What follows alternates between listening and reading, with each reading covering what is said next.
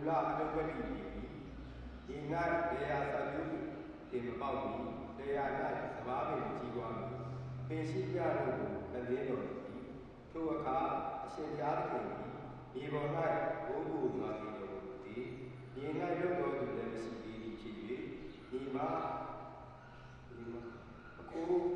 အဝိထွက်သည်ဖြင့်မြေတစ်ပြင်လုံးကိုဆိုစီသည်ထို့နောက်အရရှိဘုရားသခင်သည်မြေမုတ်ဖြင့်လူကိုဖန်ဆင်း၍သူ၏နှာခေါင်းထဲသို့ဇီဝအသက်ကိုမှုတ်တော်မူ၏လူသည်အသက်ရှင်သောတရားဖြစ်နေသည်အရဘုရားရှင်ဘုရားသခင်သည်လည်းအရှင်းမျက်နှာဣရင်ဥယျာဉ်ကိုစိုက်ပြီးလျှင်ဖန်ဆင်းတော်မူသောသူကိုသုံး၍၌နေရာချတော်မူသည်ထိုမြေထဲကဆင်းလာ၍စားပွဲကောင်းသောအပင်မျိုးမျိုးကိုသာရအရှင်ဘုရားသခင်သည်ကောင်းစေတော်မူသည်ထိုဥယျာဉ်အလယ်၌အသက်ပင်လည်းရှိသည်ကောင်းမကောင်းကိုတည်ကျွမ်းသောအပင်လည်းရှိသည်ထိုဥယျာဉ်ကိုစိုက်စေလိုသောကမြစ်တနည်းသည်ဧရင်ဥယျာဉ်ထဲကစီးထွက်သည်ဖြင့်ဥယျာဉ်ပြင်မှာလေးပြပွဲ၍မြစ်လေးစွယ်ဖြစ်နေသည်ပထမမြစ်ကဖိရှုံအမည်ရှိသည်ထိုမြစ်သည်ရွှေရှိသောအာဝိလပြည်နာတစ်ခုလုံးကိုစီးသွားလေသည်ထိုပြည်မှာဖြစ်သောရွှေသည်ကောင်းလာသည်ဗန္ဒီလသစ္စေနှင့်ရှဟန်ကြောင့်လည်းရှိသည်ဒုတိယမြစ်ကပြီးတော်မူရှိသည်ထိုမြစ်သည်ဣရှပြည်နာကတစ်လျှောက်လုံးကိုစီးသွားလေသည်တတိယမြစ်ကဣလဒကေလအမည်ရှိသည်ထိုမြစ်သည်အာရှုရိတိုင်းအရှိသို့စီးသွားလေသည်သရုတ်မြစ်ကဥပရမြစ်အမည်ရှိသည်ထိုအခါအာရရှင်ဘုရားသခင်သည်လူကိုယူ၍ဧရိဥယျာဉ်ကိုပြုစုစောင့်ရှောက်စေခြင်းကအားတော်မူသည်အာရရှင်ဘုရားသခင်ကလည်းကောင်းမကောင်းကိုတည်ကျွမ်းရာအပေမှတာထိုဥယျာဉ်၌ရှိသမျှသောအပင်တို့သည်အသီးကိုတင်သည်စားရသောတင်သည်စားရသောအခွင့်ရှိသည်ထိုပင်၏အသီးကိုစားရစားသောနေ့ကိုဧကံအမှန်တရားမည်လူတို့ကိုပြည့်ညတ်ထားတော်မူသည်ဤတွင်ဒီကဘုရားသခင်လှုပ်ွက်တော်မူသည်ကျေးဇူးတော်ပါဘုရားဒီကျပါတော့ကြာပါ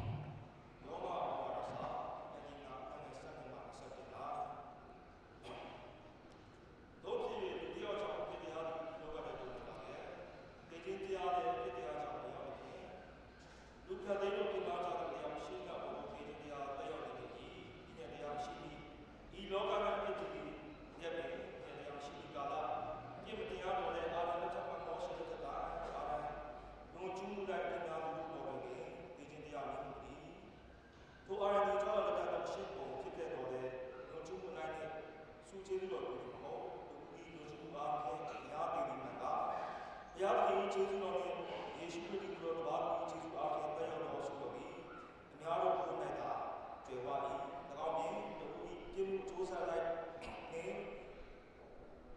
ဆုတော်တူဒီပေါ့ပြတဲ့စင်ချက်တရားဒီမှာလုံချုံများကြောင့်တရားတွေလွတ်ချက်ဆုကျေးဇူးရောက်သည်တူဤလုံချုံအတွက်တေချင်တရားတွေတူကြောင့်မိမှုဒီမှာကျွဲဝါသောကျေးဇူးတော်နှင့်ကြောင့်မှချင်းဆုတော်ကိုခံရကြလို့သည်ယေရှုခရစ်တည်းသောတပါးတော်ကြောင့်အပြည့်အသက်ရှင်လျက်မှုချမိမှုရာကြလိမ့်မည်တို့ဖြစ်၍လုံချုံတစ်ခုကြောင့်လူကတိတို့သည်အပြည့်စင်ခဲခံရသည်နည်းတူကျောင်းတော်တို့ကြောင့်လူကတိတို့သည်အသက်ရှင်ခြင်းနဲ့ဆိုင်သောထောက်မှတ်ရာရောက်ရကြ၏တနည်းတူဤနားမထောင်ခြင်းကြောင့်များသည်အပြစ်သားဖြစ်ရောက်သည်နည်းတူပင်တပါးသူ၏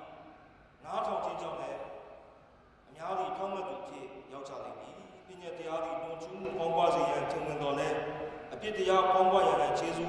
တရားသာ၍ကျွယ်ဝ၏သို့မှပြတရားသည်တေခြင်းလုံးကမိမှုခဲ့သည့်ဤသူခြေဆုတရားသည်ငါတို့အရှင်ယေရှုခရစ်အားဖြင့်ဖြောင့်မတ်ခြင်းကြောင့်သာရအသက်လုံးကမင်းမူရလိမ့်မည်ဤဒီကဘုရားခင်၏လုပ်ပဲတော်ပေ၏ဓမ္မသစ်ချင်းနံပါတ်အသက်39အဟောင်း64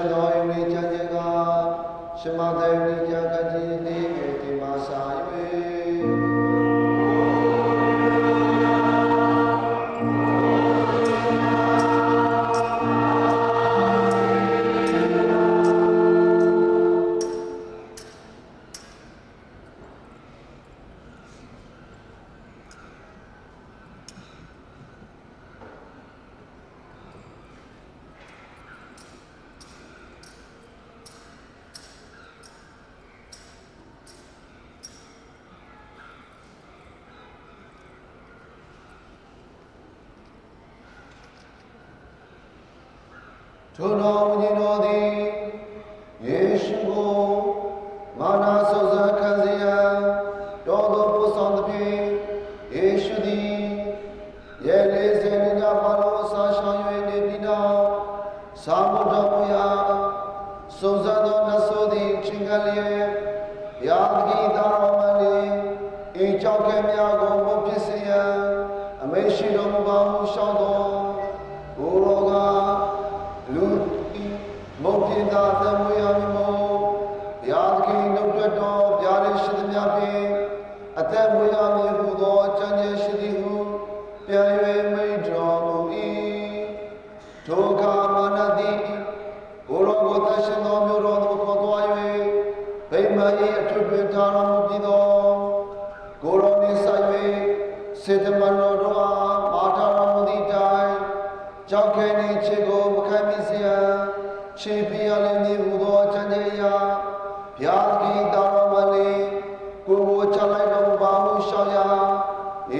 ကသင်ပြားသခင်တော်ရပြားကိုအစုံစမ်းမပြုရဟုသောကြံ့ကြဲရှိပြန်သည်ဟုမိန့်တော်မူ၏တပံမာနသည်ကိုရောကိုလုံးမြတ်တော်တောင်းပေါ်သို့ခေါ်သွား၍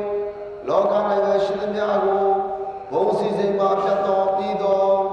ငါကိုပြောင်းလို့ရှိခိုးလေထိုရာလုံးစုံကိုငါပေးမည်ဟုရှောက်သည့်အခါယေရှုကအချင်းစာရထွက်သွားတော့သင်ပြားသခင်တော်ရပြားကိုသာ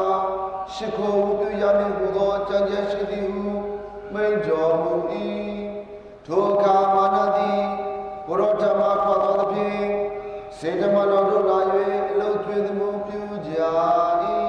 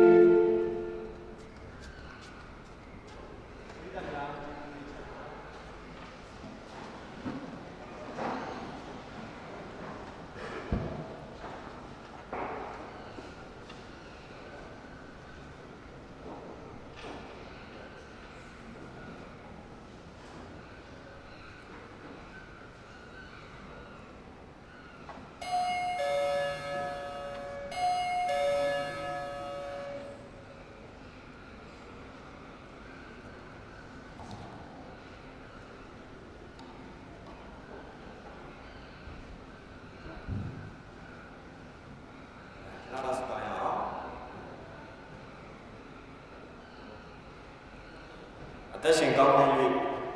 ဒါမျိုးကိုယနေ့အချိန်ထိသူသဖြင့်2026ခုနှစ်ကဖေဖော်ဝါရီလရဲ့22ရက်နေ့ထိလောကမှာတရက်ပြီးတရက်နေထိုင်စားသောလုပ်ကိုင်ခွင့်ပြုတော်မူကလိုအပ်တဲ့ချိန်မှာလိုအပ်တိုင်းကျွန်တော်တို့ရဲ့လိုအပ်ချက်တစ်ခုစီတိုင်းကိုဒါမျိုးကမိနေတော့ဒါမျိုးကိုအမြဲတမ်းကောင်းချီးပေးလမ်းပြတော်မူသောအသက်ရှင်တော်မူသောဖခင်သခင်ယနေ့ပြည်သားတော်မနေ့ခင်မှာဒါမျိုးပြန်လဲပြီးကိုရောရှင်ရဲ့တန်ရှင်တော်မိမ္မာတော်မှာလာရောက်စုရုံးရဲ့ကိုရောရှင်ဘုရားရဲ့အသားတော်အသွေးတော်နဲ့တကွာကိုရောရှင်ဘုရားရဲ့နှုတ်ကပတ်တော်ကိုလာရောက်ခံယူရခြင်းအတွက်ကိုရောကိုကျေးဇူးတော်ပေါင်းကိုချီးမွမ်းပါ၏ယခုချိန်မှာဘုရားရှင်ရဲ့အသက်ရှင်တဲ့နှုတ်ကပတ်တော်ကိုကြားနာရတဲ့အခါမှာလဲကိုရောရှင်စကားတော်ဖြစ်၍ကိုရောရှင်သားလင်ကြားနာရမည့်ကိုရောသားသမီးကြီးငယ်အားလုံးရဲ့အသက်တာမှာဝိညာဉ်ခွန်အားများတိုးပွားပြီးတော့လာမယ့်တစ်ပတ်တာလုံးလာမယ့်အသက်ရှင်ရမယ့်နေ့ရက်တွေအတွက်ဝိညာဉ်ခွန်အားများတိုးပွားစေလျက်ရင်ဆိုင်ကြုံတွေ့ရမယ့်စုံစမ်းနှောက်ယှက်ခြင်းများကိုကျော်လွှားနိုင်ဖို့အတွက်ဝိညာဉ်ခွန်အားများတိုးပွားစေတော်မူပါသားသမီးတို့ဗိမာန်တော်သို့လာခြင်းနှင့်ပြန်ခြင်းမတူရဘဲနဲ့အသက်တာမှာအမှန်တကယ်နှုတ်ကပတ်တော်ကိုစာငတ်လျက်ခံယူတဲ့အခါမှာတရားစရိရဲ့စိတ်ကလေးတကားကိုဖွင့်လျက်ကိုတော်ဖွင့်ပြမယ့်အရာကိုကိုတော်ကောင်းကြီးပေးပါကျွန်တော်ဒီလည်းကိုတော်ရဲ့အသုံးတော်ခံဖြစ်ပါတယ်ကိုတော်ရဲ့တန်ရှင်းသောဝိညာဉ်တော်ဆင်းကြွအုပ်စိုးလျက်အသုံးပြုလျက်သားသမီးတို့သက်တာကောင်းကြီးဖြစ်စေပါသခင်ယေရှုနာမ၌ဆုတောင်းဆက်ကပ်အစားပြုပါ၏ဖခင်အာမင်အားလုံးပဲ good morning ပါလို့နှုတ်ခွန်းဆက်ပါတယ်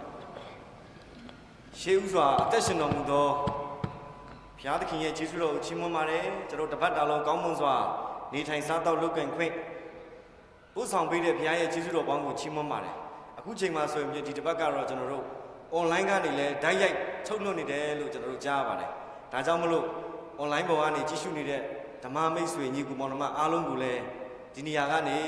မင်္ဂလာပါလို့နှုတ်ခွန်းဆက်တတ်ပါတယ်လို့အားလုံးပဲမင်္ဂလာပါကျွန်တော်တို့အခုဘုရားကျောင်းနဲ့ရောက်လာပြီကျွန်တော်တို့လူတိုင်းမှာအတွေးလေးတွေရှိတယ်ပေါ့ဘုရားကျောင်းဆင်းရင်ဘာလုပ်မယ်ဒါပြီးဘာလုပ်မယ်ကျွန်တော်အတွေးလေးတွေရှိတယ်အဲ့ဒီအတွေးတွေကိုခဏမိထားပြီးတော့ဒီနေ့ဘုရားကျောင်းကိုလာတဲ့အခါမှာကျွန်တော်ကိုမကြည့်ပါနဲ့ဘုရားရဲ့နှုတ်ကပတ်တော်ကငါ့ကိုဘာပြောမလဲငါတို့ဘုရားသားသမီးတွေဘုရားသခင်ကဒီတပတ်တော့ငါ့ကိုဘယ်လိုစကားပြောမလဲကျွန်တော်ကတော့ဝေမျှစရာရှိရင်ဝေမျှသွားမှာပဲဒါပေမဲ့နှုတ်ကပတ်တော်ကတယောက်နဲ့တယောက်ပေါ်ပြတာတူမှာမဟုတ်ဘူးငါ့ကိုဘယ်လိုပြောသွားတာဒါကြောင့်မလို့နှုတ်ကပတ်တော်ဒီတကူရှိတယ်နှုတ်ကပတ်တော်ဒီကျွန်တော်တို့ရဲ့အခက်အခဲတွေကိုဖြေရှင်းပေးတယ်လို့ပြောတဲ့အခါမှာတချို့ကြမ်းပိုက်တွေကကျွန်တော်တို့ရဲ့အသက်တာကိုထိသွားတဲ့အခါမှာအာမင်ကောင်းလိုက်တာဘုရားသခင်ယေရှုတင်လိုက်တာအဲ့လိုဝန်ခံပြီးတော့နှုတ်ကပတ်တော်ကိုခံယူပါကျွန်တော်တစ်ခါလေကြာရင်လှုပ်ရွလှုပ်စင်ပေါ့တရားဟောတယ် ခံယူမယ်နားထောင်ပြီးပြန်သွားမယ်အဲ့လိုဆိုရင်ကျွန်တော်အချိန်ကုန်တယ်ဘုရားကျောင်းလာတာကားခကုန်တယ်လာထိုင်ရတာညောင်းတယ်ဒါကြောင့်ကဲစားရအောင်ကျွန်တော်တို့တရှင်တော်ဝိညာဉ်တော်ခေါ်ဖိတ်လိုက်ဒီတစ်ပတ်ကတော့ကျွန်တော်တို့အားလုံးသိတဲ့အတိုင်းလင်းတူဝါတွင်တနင်္ဂနွေနေ့တစ်ပတ်ဖြစ်ပါတယ်အင်္ဂလိပ်လိုဆိုတော့ကျွန်တော်ရေးထားပါတယ် the first Sunday in Lent ရိုးရိုးလေးပဲလင်းတူဝါတွင်တစ်ကျွန်တော်တို့ဒီမှာ online မှာလည်းညီကိုမောင်နှမတွေကဂိုင်းမုံစုံလဲပါတယ်ဆိုတဲ့အခါမှာလင်းတူဝါတွင်ဆိုတာဘာလဲဆိုတော့ကျွန်တော်တို့ပြီးခဲ့တဲ့ဘက်က Ash Wednesday ပေါ့နော်ပြာပေါ်တစ်ခုနေ့မှာကျွန်တော်တို့ဒီအသင်းတော်ရဲ့ချမှတ်ပေးတဲ့ဝိညာဉ်ရေးအတိုင်းကျွန်တော်တို့ဆွဲထားတဲ့ဆုတောင်းစာအုပ်မှာဆိုရင်ဝါဝင်တယ်လို့ပြောပါတယ်ဝါဝင်တယ်လို့ပြောတဲ့အခါမှာမြန်မာပြည်နဲ့ကိုက်ကြည့်အောင်ဝါတွင်းကာလကျွန်တော်တို့ဘုရားဘာသာညီကိုမောင်နှမတွေမှာလည်းဝါတွင်းကာလရှိသလိုဒီနေ့ဝါတွင်းကာလဘာများပြောမလဲပေါ့ဝါတွင်းကာလဆိုတာထူးထူးဆန်းဆန်းတော့မဟုတ်ပါဘူးကျွန်တော်တို့ကိုကယ်တင်မဲ့သခင်ယေရှုခရစ်တော်ဟာလောကမှာ၃နှစ်ပဲအမှုတော်ဆောင်ဖို့အတွက်ပထမဦးဆုံးယော်ဒန်မြစ်မှာဒီမနေ့ကဧဝံဂေလိကျမ်းချက်ကိုတေချာကြည့်မယ်ဆိုရင်ရှမသက်အခန်းကြီး၄အဲ့ဒီအရှိ၃အဆုံးလေးမှာကြည့်ရင်သခင်ယေရှုယော်ဒန်မြစ်မှာဗတ္တိဇံခံပြီးတော့ချက်ချင်းအမှုတော်မဆောင်သေးဘူး temptation သူလှုပ်ဆောင်ရပါတယ်တောအရတ်တို့တွား၍ဟာကျွန်တော်စဉ်းစားရအောင်သခင်ယေရှုတောထွက်တာလားလို့ကျွန်တော်စဉ်းစားကောင်းနော်သခင်ယေရှုတောထွက်တာလားပေါ့ကျွန်တော်အမှကြည့်မယ်ဆိုရင်ဘလို့သဘောတဘာဝတွေတွေ့လဲဆိုတော့ဒီနေ့ကျွန်တော်ကျမတို့အဲ့ဒါလေးကိုဏ္ဍန်ပြုပြီးတော့ကျွန်တော်တို့ကိုဖခင်ကဖန်ဆင်းထားတယ်လို့ယုံကြည်သူတယောက်ရဲ့အသက်တာမှာကျွန်တော်တို့ကိုဖခင်ဖန်ဆင်းတယ်လို့ယုံကြည်တဲ့သူတယောက်အသက်တာမှာဖခင်မပါဘဲနဲ့ဘလို့မှလောကမှာကျွန်တော်တို့မရပ်တည်နိုင်ပါဘူး။ဘာဖြစ်လို့လဲဆိုတော့ဖခင်ကကျွန်တော်တို့ကိုအမိဝမ်းထဲကပင်ဟိုးဒီကဘာမရှိခင်ကပင်သူ့အတွက်ဒီလောကမှာလူသားတွေအဖြစ်သူဟာအဲ့လိုမျိုးရှေးမဆွအကြံစီကပင်ကျွန်တော်ဖန်ဆင်းခဲ့တဲ့ဖခင်ဖြစ်တယ်ဆိုတာကိုတွေ့ရပါတယ်။အခုသွားမယ့်အချက်ကတော့ရှင်မသက်ခရစ်ဝင်ကျမ်းအခန်းကြီး၄မရောက်ခင်ပေါ့ဒီမနေ့ကနေ့ရက်ဆိုင်ရာပထနာကိုကြည့်အောင်ကျွန်တော်ဆရာတွေကတော့ပလင်ကနေဆူတောင်းသွားပါတယ်အဲ့ဒီမှာကျွန်တော်အကြိုက်ဆုံးဝေမျှမဲ့ခေါင်းစဉ်ပေါ့နော်ကျွန်တော်လိုက်ဖက်လဲရပါတယ်စိတ်နဲ့လိုက်ဖက်လဲရပါတယ်ကျွန်တော်ထိုင်နေနဲ့မျက်စိလည်းမြင်နဲ့နားလည်းနားထောင်ပို့ပြီးရတော့ဗောနော်တပည့်တော်တို့ဒီနေညာတပည့်တော်တို့အတွက်နေညာမပြတ်အရက်40ပတ်လုံးအစာရှောင်တော်မူခဲ့သောအရှင်ခရစ်တော်ဖရာတပည့်တော်တို့ဒီချိုးချံစွာจิตသဖြင့်ဇာတိသဘောရင်းကိုဝိညာဉ်တော်အောက်၌ကြာရောက်စေပြီးလင်ဖြောင်းမတ်တန်ရှင်းခြင်း၌တည်ကြည်၍ကျွန်တော်အဲ့ဒီအပိုင်းလေးကိုယူပါမယ်ကြည့်မယ်နော်ဇာတိသဘောရင်းရှုပ်သွားလားမသိဘူးဇာတိသဘောရင်းအင်္ဂလိပ်လိုဆိုတော့ give us grace to use such abstinence that our flesh being subdued to the spirit we may obey thy godly motions in righteousness and true holiness godly motion ဖရာတရားကြည်ညိုခြင်းကဲကျွန်တော်ကြည့်အောင်ခုနဟာလေးပဲဇာတိသဘောရင်းကိုဝိညာဉ်တော်အောက်ကြားရောက်စေပြီလေကဲကြည့်အောင်ကျွန်တော်တို့ယုံကြည်သူခရစ်ယာန်တယောက်ဖြစ်လာရင်ဟာကြီးပွားမယ်ချမ်းသာရမယ်ချောချောမောမောပဲမထင်ပါနဲ့လောကမှာသခင်ယေရှုကိုယ်တိုင်ပထနာတော်ကြီးမှာပြောထားလဲအပြည့်သွေးဆောင်ရာမှမလိုက်မပါစေပဲအပြည့်သွေးဆောင်ခြင်းဇာတိသဘောတွေပြည့်တဲ့ဒီကမ္ဘာလောကကြီးမှာဖယားသားသမီးတယောက်အနေနဲ့ဘလို့အသက်ရှင်ရမလဲဆိုတာကိုဒီနေ့မနေ့ကနေ့ရက်ဆိုင်ရာပထနာမှာဆူတောင်းဆရာကြီးတဲ့ဒေါက်တာသောမတ်ခရစ်မာကဖော်ပြထားပါတယ်ဇာတိသဘောရင်းကိုတဲ့ကျွန်တော်တို့ရဲ့အရင်ခံကကောင်းသလားဇာတိရှိတယ်နော်ဒီမှာထိုင်နေသူအားလုံးဇာတိရှိတယ်ဇာတိသဘောတဘာဝရှိတယ်ဒါကြောင့်ကဘာဦးကျမ်းကိုကျွန်တော်မပြတော့ပါဘူးကဘာဦးကျမ်းမှာဖခင်ကအပင်တစ်ပင်ကိုထားခဲ့တယ် special အပင်အသက်ပင်နဲ့ကောင်းမကောင်းတိကျွမ်းရပင် two trees in the garden of eating ဥယျာဉ်ထဲမှာထားပါတယ်အဲ့ဒီမှာကြည့်မယ်ဆိုရင်လူကအသက်ပင်ရဲ့အသီးကိုမစားဘဲနဲ့ဘာလို့သွားစားလဲကောင်းမကောင်းတိကျွမ်းရပင်အဲ့ဒါဆိုရင်မိကုံထုတ်เสียရှိတယ်ဆရာဘုရားသခင်ကအေဒီဥယျာဉ်ကိုဖန်ဆင်းတော့ဘာဖြစ်လို့ကောင်းမကောင်းတိကျွမ်းရအပင်ကိုပါဖန်ဆင်းတယ်လဲလို့မိကုံမေးနိုင်တယ်ဘုရားကတခုခုလှုပ်တိုင်းမှာဘုရားရဲ့ပြိုင်ဘက်ဆိုတဲ့လူစီဖာဆိုတာရှိတယ်ကောင်းကင်ကပြစ်ချခံရတဲ့အဖွဲ့ အဲ့ဒီအချိန်မှာဖခင်ကဒုံဆိုပြီးတော့အသက်ပင်ကိုစိုက်တဲ့အချိန်မှာ तू ကဒုံဆိုပြီးတော့ကောင်းမကောင်းသိကြောင်းရပင်တခုခုဖခင်လှုပ်တိုင်းကိုစာရန်ကရှင်ပြိုင်ဆိုင်ပြိုင်ဒါကြောင့်ဖခင်ကသူ့လူတွေကို तू ဖန်ဆင်းတဲ့အခါမှာ तू စိတ်ချပြီးသားဖခင်ရဲ့ကယ်တင်ရှင်ကကောင်းကင်တမန်အတွက်တောင်မပါဘူးနော်လူတွေကိုဖန်ဆင်းတဲ့အခါမှာဟာဆရာကျွန်တော်စဉ်းစားမိလားအဲ့အသက်ပင်ရဲ့အသီးကိုဘာလို့သွားမစားတာလဲကောင်းမကောင်းရအသင်ဘာလို့သွားစားတာလဲဖခင်ကကြိုသိပြီးသားပါသူဖန်ဆင်းတဲ့လူသားကိုမင်းတို့တွေအချုံးမပြေလို့မင်းတို့ကိုကြည့်မရတော့ဆိုဖခင်ကလူသားမျိုးနွယ်ကိုဘယ်တော့မှပြတ်မသုံးမလိုက်ပါဘူးသူရဲ့ကယ်တင်ခြင်းဖန်ဆင်းခြင်းအယမ်းယူစမ်းကြယ်လှပပါတယ်ထိုဖခင်ကဒါကြောင့်မလို့ဒီနေ့ကျွန်တော်ပြောမယ့်ကျမ်းဖက်ကတော့ဇာတိသဘောချင်းကိုနောက်ဆုံးကယ်လို့မရတဲ့ဆုံးမိမိ၌တပါးတည်းသောသားတော်ကိုလောကကိုလွတ်ပြီးတော့ကျွန်တော်တို့ကယ်တဲ့အခါမှာဒါနဲ့မပြီးသေးဘူးဇာတိသဘောချင်းကျမ်းစာထဲမှာကြည့်အောင်ဇာတိပဂတိဝိညာဉ်ပဂတိဒုတိယအာဒံပထမအာဒံဟုတ်တယ်နော်ရှိတယ်နော်ကျွန်တော်တို့ဇာတိပဂတိဒါကြောင့်မလို့ကျွန်တော်တက်တာမှာဒီနေ့ကျွန်တော်ကြည့်အောင်ဒီလိုလောကမှာပြည့်နေဇာတိသဘောတွေပြည့်တဲ့လောကမှာသခင်ယေရှုကတော့ဘယ်လိုမျိုးတော်ထဲမှာစုံစမ်းခြင်းခံလဲကြည့်အောင်ကဲကျွန်တော်တို့မိခွန်းမင်းစရာရှိတယ်အဲ့ဒီမှာသခင်ယေရှုကကျွန်တော်ခရစ်ယာန်တွေကဘာလုပ်ကြလဲ40 days and 40 nights 40ရက်နေ့ညပတ်လုံးညပါပါတယ်နော်ကျွန်တော်ကအစားရှောင်တာနေ့ပဲထင်တာညလည်းပါတယ်တကယ်မူရင်းမှာ40 days and 40 nights ကျွန်တော်ရက်ပေါင်း40အစားရှောင်ညမပါတယ်လို့ပေါ့ဒါပေမဲ့အဲ့ဒါတွေကသခင်ယေရှုလုပ်ပြီးပြီကျွန်တော်လုပ်စရာမလိုတော့ဘူး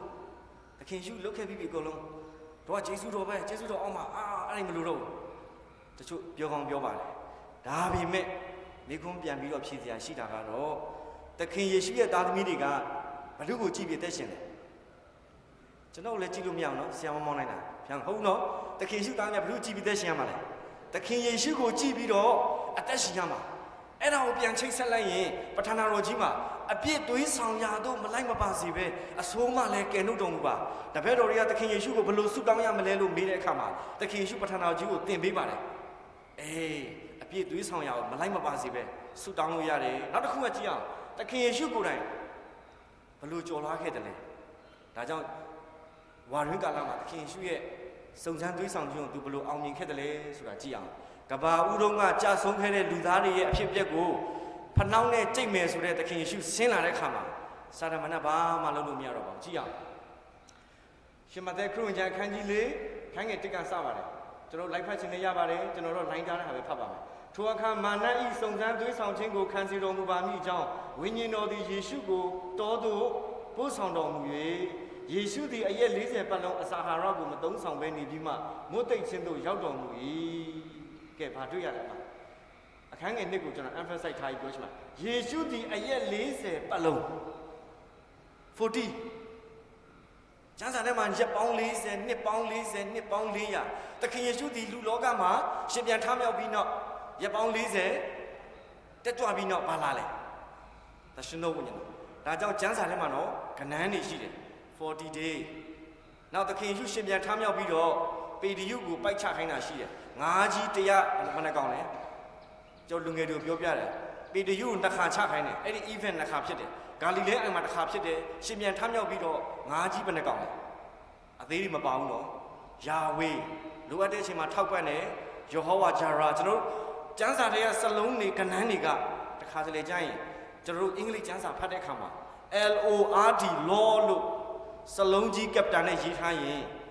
ဖခင်ရဲ့ဂုဏ်ပုဒ်ကိုဆောင်တယ် L ကကပ်တာရေး L ကစလုံးကြီးရေးပြီးတော့ကျန်တဲ့ ORD ကအသေးဆိုရင်တခုပြောချင်နေတာရှိတယ်ဒါကြောင့်တချို့ကျမ်းစာတွေဖတ်တဲ့အခါမှာမြန်မာလူကတော့အဲ့လိုသိမပေါ်ဘူးဖခင်သခင်သည်ငါတို့အရှင်သခင်သည်ကဲကြည့်အောင်စုံစမ်းသွေးဆောင်ခြင်းကိုခံမိအကြောင်းနောက်တစ်ခုကယေရှုသည်ရက်40ပတ်လုံးကဲကျွန်တော်တို့ကြည့်အောင်တစ်နှစ်မှာဘယ်နှစ်ရက်ရှိလဲ136ရက်160တရားသုံးအဲ့ကျွန်တော်ဟုတ်ပြီအဲ့အားလုံးမစိုးဘူးပါ365ရက်ဆေဝတ်ဖို့ဖယ်လိုက်ရင်ရက်30နဲ့စွန်းစွန်းပေါ့ဒါပေမဲ့ညတွေပါထပ်တွက်ရမယ်ညတွေလည်းပါကျွန်တော်တို့ဘုရားသခင်ကညအိတ်တဲ့အချိန်နဲ့ကျွန်တော်တို့ကအိတ်နေတာနော်နားနေတာဘုရားသခင်ကဒီနှလုံးကိုပေးခုန်ထားတာနှလုံးကဆရာအောင်ညွှန်စိန်နဲ့ကျွန်တော်ပြီးခဲ့ဘက်ကပြောဖြစ်ပါတယ်ဒီနှလုံးခဏရက်ချင်တယ်ဆိုမရဘူးနော်ကြောက်ကသူနားတဲ့အချိန်ရှိရနော်ကြောက်ကအလုပ်လုပ်တဲ့အချိန်ရှိရနော်ကျွန်တော်စဉ်းစားရအောင်အုံနောက်အလုပ်လုပ်တဲ့အချိန်ရှိရနော် ကျုံနာတယ်အစာအိမ်ကဘယ်အချိန်မှအလုပ်လုပ်တာအဲ့အချိန်မှအစာစားပေးရမှာအစာအိမ်ကအဲ့အချိန်မှအလုပ်မလုပ်တော့ဘူးနှလုံးကငါခဏနားမယ်ဆိုရင်ဘာဖြစ်သွားလဲနှလုံးရက်ရင်နှိုးလို့မရတော့နော်တန်ပတ်လေးတွေဖျားတတ်ထားပြီးသားနှလုံးကတော့သွားနားလို့မရဘူးနှလုံးကမသိမချင်းကျွန်တော်အသက်ရှင်နေတဲ့၍သူခမအလုပ်လုပ်ရှာတယ်တုတ်တုတ်နဲ့ဒါကြောင့်ဘုရားကအံ့ဩဖွယ်နော်ဘုရားရဲ့ကောင်းဘုရားရဲ့ဖန်ဆင်းခြင်းကျွန်တော်တို့ခန္ဓာကိုယ်မှာချီးမွမ်းစရာကိုပြောတာဒါကြောင့်ကျွန်တော်ကြည့်အောင်အရက်40ပတ်လုံးကျွန်တော်တို့သခင်ယေရှုက3နှစ်ပဲအမှုတော်ဆောင်သွားတယ်နော်33နှစ်ဆိုတော့ခမ generally ပေါ့3နှစ်ပဲအမှုတော်ဆောင်ဒါပေမဲ့ရက်ပေါင်း40သူအစာရှောင်ပြင်ဆင်ပါတယ်ဒါကြောင့်ရက်ပေါင်း40ဆိုတဲ့အဓိပ္ပာယ်ကဘာအဓိပ္ပာယ်ကိုဆောင်လဲဆိုတော့ကျွန်တော်လိုက်မှတ်ခြင်းနဲ့လိုက်မှတ်ထားပါနော်ကြီးထွားရင့်ကျက်ခြင်း maturity ပေါ့ grow in your spiritually ပေါ့ဝိညာဉ်ရေးရာကြီးထွားရင့်ကျက်ဖို့အတွက်ဒါကြောင့်ကျွန်တော်တို့ခရစ်ယာန်တွေတကယ်ကျွန်တော်အင်္ဂလိကန်သင်သားလာဖြစ်ရတာဘုရားကိုကျေးဇူးတင်တယ်တချို့တွေကဂိုင်းကနာတွေပြောတဲ့ခါမှာခင်ဗျားကနှစ်ချင်းမိသားစုမှာဘုရားကနှစ်ချင်းဖြစ်စေချင်လို့နှစ်ချင်းဖြစ်တာကျွန်တော်ကအင်္ဂလိကန်မိသားစုမှာအင်္ဂလိကန်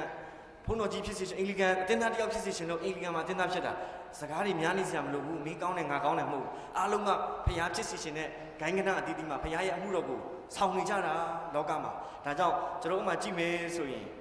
maturity ပေါ့ရက်ပေါင်း40တချို့လည်းအစာရှောင်ကြတယ် fasting ပေါ့တချို့က fasting ပေါ့အစာရှောင်တယ်တချို့ကတော့ vegetarian ပေါ့တက်လွတ်တွေစားကြတယ်ပေါ့တချို့ကလည်းငါမွေးနေ့ရောက်မှစားတယ်ပေါ့တချို့လည်းဖျားတိုးထီးတဲ့နေ့ရှောင်တယ်ပေါ့နော်တချို့လည်းအဲ့လိုမျိုးတွေရှိကြတယ်ပေါ့ဒါတွေကဘာအတွက်လုပ်တာလဲဖျားကငါ့ကိုဒီလောက်အထိတော့အသက်ပေးရှင်ထားတာသခင်ယေရှုကိုယ်တိုင်ရက်ပေါင်း40တော်ထဲမှာအစာရှောင်ဆုတောင်းတာငါတော့တော့မလုပ်နိုင်ဘူးလားတချို့က miracle ပဲအားကိုးတယ်နော်သခင်ယေရှုကလေဖြားနေတဲ့သူတို့ပျောက်ကင်းပေးတာမကြမ်းပါတဲ့သူတို့ကြမ်းပါစေတာအဲ့ဒါကောင်းပါတယ်ဒါပေမဲ့ miracle ကိုလုပ်ပေးတဲ့အရှင်အဲ့ဒီ Jesus ကအဲ့ဒီ miracle တွေကိုမလုပ်ခင်သူဘလို့ပြင်ဆင်တယ်လဲဆိုတာကိုလည်းအတူတူဝေဒနာရောဆက်ဆံစို့ကျုပ်ပါတယ်နော်ဓမ္မတခြင်းမှာဝေဒနာရောဆက်ဆံစို့48တခြင်းတွေမှာပါတယ်ဟိုပါဝါရင်းတခြင်းတွေမှာသခင်ယေရှုနဲ့တူဝေဒနာရောဆက်ဆံတယ်ဒါပေမဲ့ကျွန်တော်သခင်ယေရှုတော့မလုံနိုင်ပါဘူးဆိုတာကျွန်တော်လည်းဝန်ခံပါတယ်ကျွန်တော်အနေနဲ့ပြောတာနော်ကျွန်တော်ဝန်ခံပါတယ်ကိုလုံနိုင်တာပဲပြောပါတယ်ဒါကြောင့်မို့သခင်ယေရှုကရက်40ပတ်လုံးဒီနေ့ကျွန်တော်ပြန်စဉ်းစားရအောင်ဝါရင်းကာလမှာငါရဲ့ဝိညာဉ်ရေးဝါရင်းကာလမှာငြိမ်သက်စွာခါတိုင်းနဲ့မတူဒီရက်ပေါင်း40အဲ့ဒီအရှင်ကတောထဲမှာဘလို့ဖြတ်တန်းပြီးတော့မာနကိုဘလို့တွန်းလှန်ခဲ့တယ်လဲကဲကျွန်တော်ကြည့်အောင်ဒါကြောင့်မလို့ရက်ပေါင်း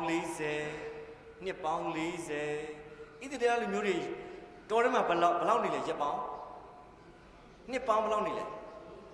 40ခါနန်ပြည်ကိုဝင်တဲ့အခါမှာဘုရားသခင်ထားရှိစေလိုတဲ့စိတ်နေစိတ်ထား mindset ဖြစ်ဖို့အတွက်ဘုရားကတောထဲမှာပြုပြင်တာခါနန်ပြည်မှာရောက်ရင်ဘလို့စိတ်နေစိတ်ထားဘလို့ mindset နဲ့မင်းတို့နေရမလဲဆိုတာကိုရင့်ကျက်ဖို့အတွက်ဘုရားကတွင်တင်တာဖြစ်တယ်ဒီနေ့ကျွန်တော်တို့အသက်တာမှာသခင်ယေရှုကိုယ်တိုင်ရက်ပေါင်း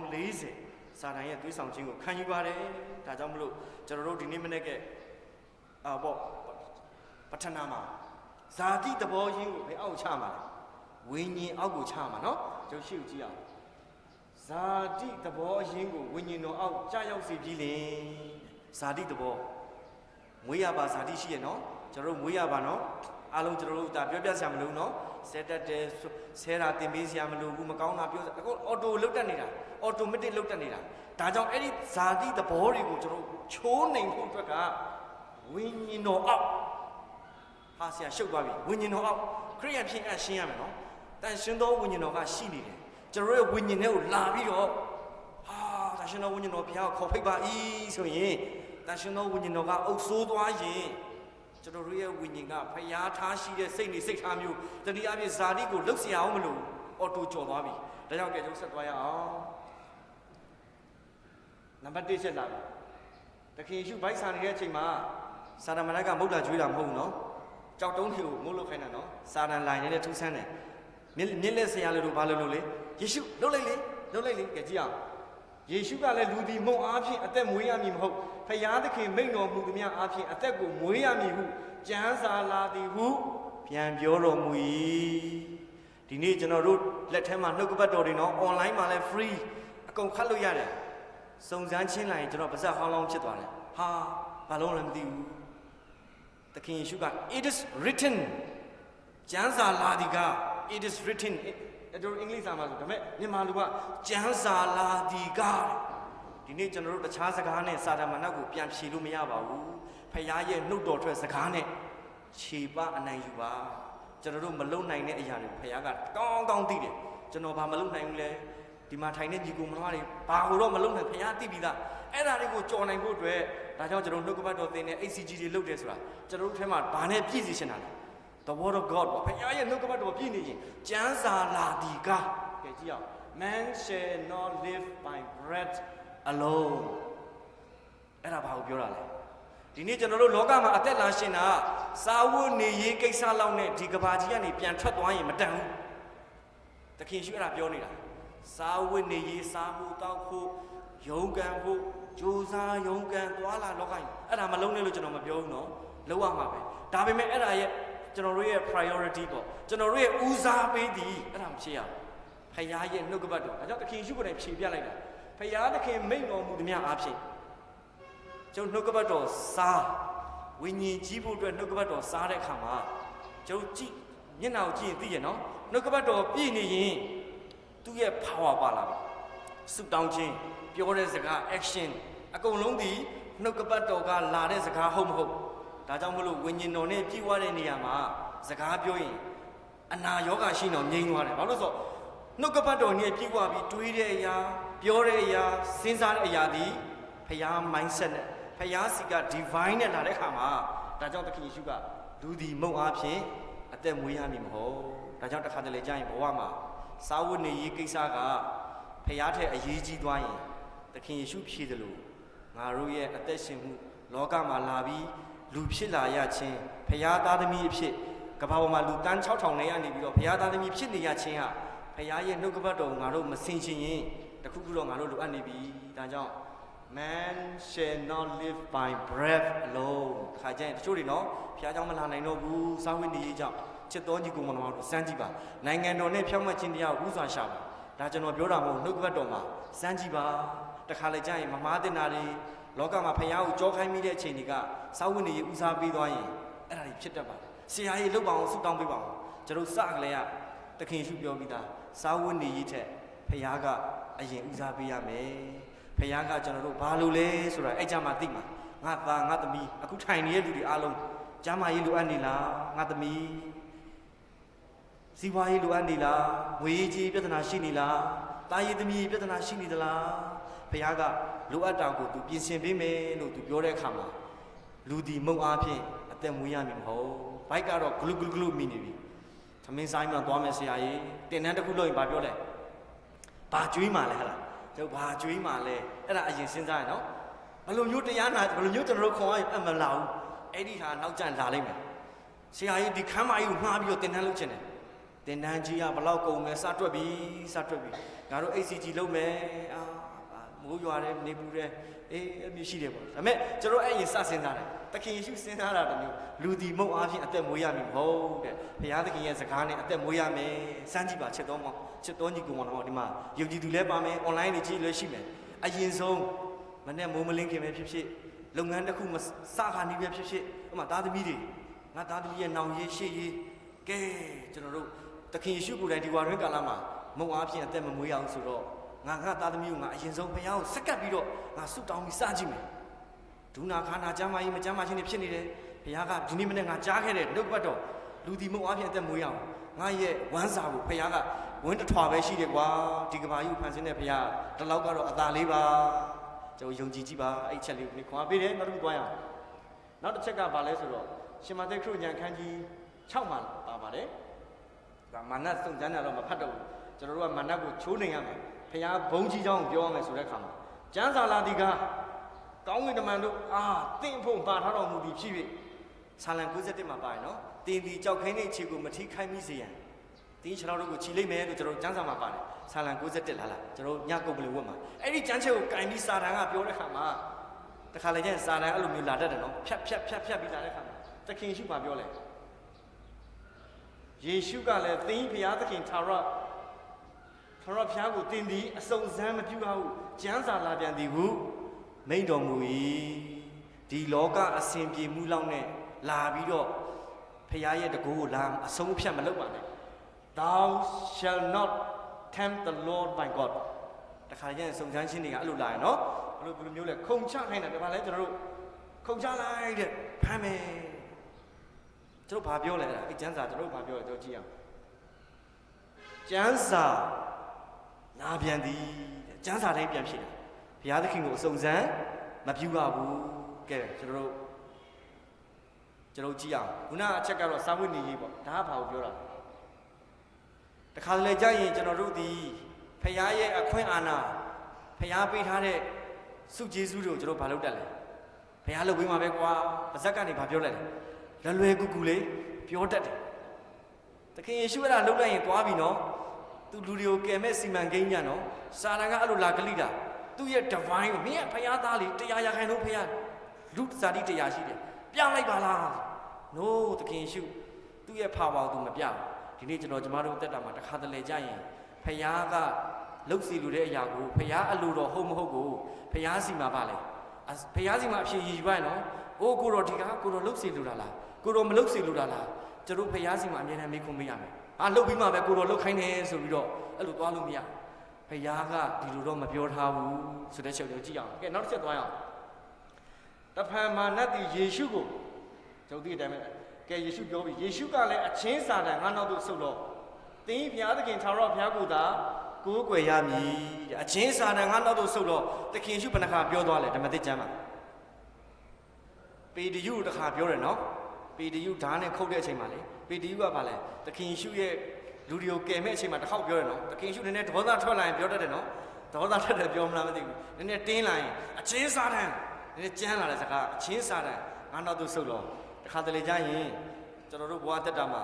စာတန်မနက်ကဝင်ပြီးတောက်ချက်တဲ့အချိန်ကျနှင်ထုတ်ခွင့်ရှိတယ်ကျွန်တော်ကပါပါအချင်းစာတန်နောက်ဆုံးအချင်းစာတန်ထွက်တော့တစ်ခါတလေကြာရင်ကိုယ့်မာနကပဲခြိထားသလိုလို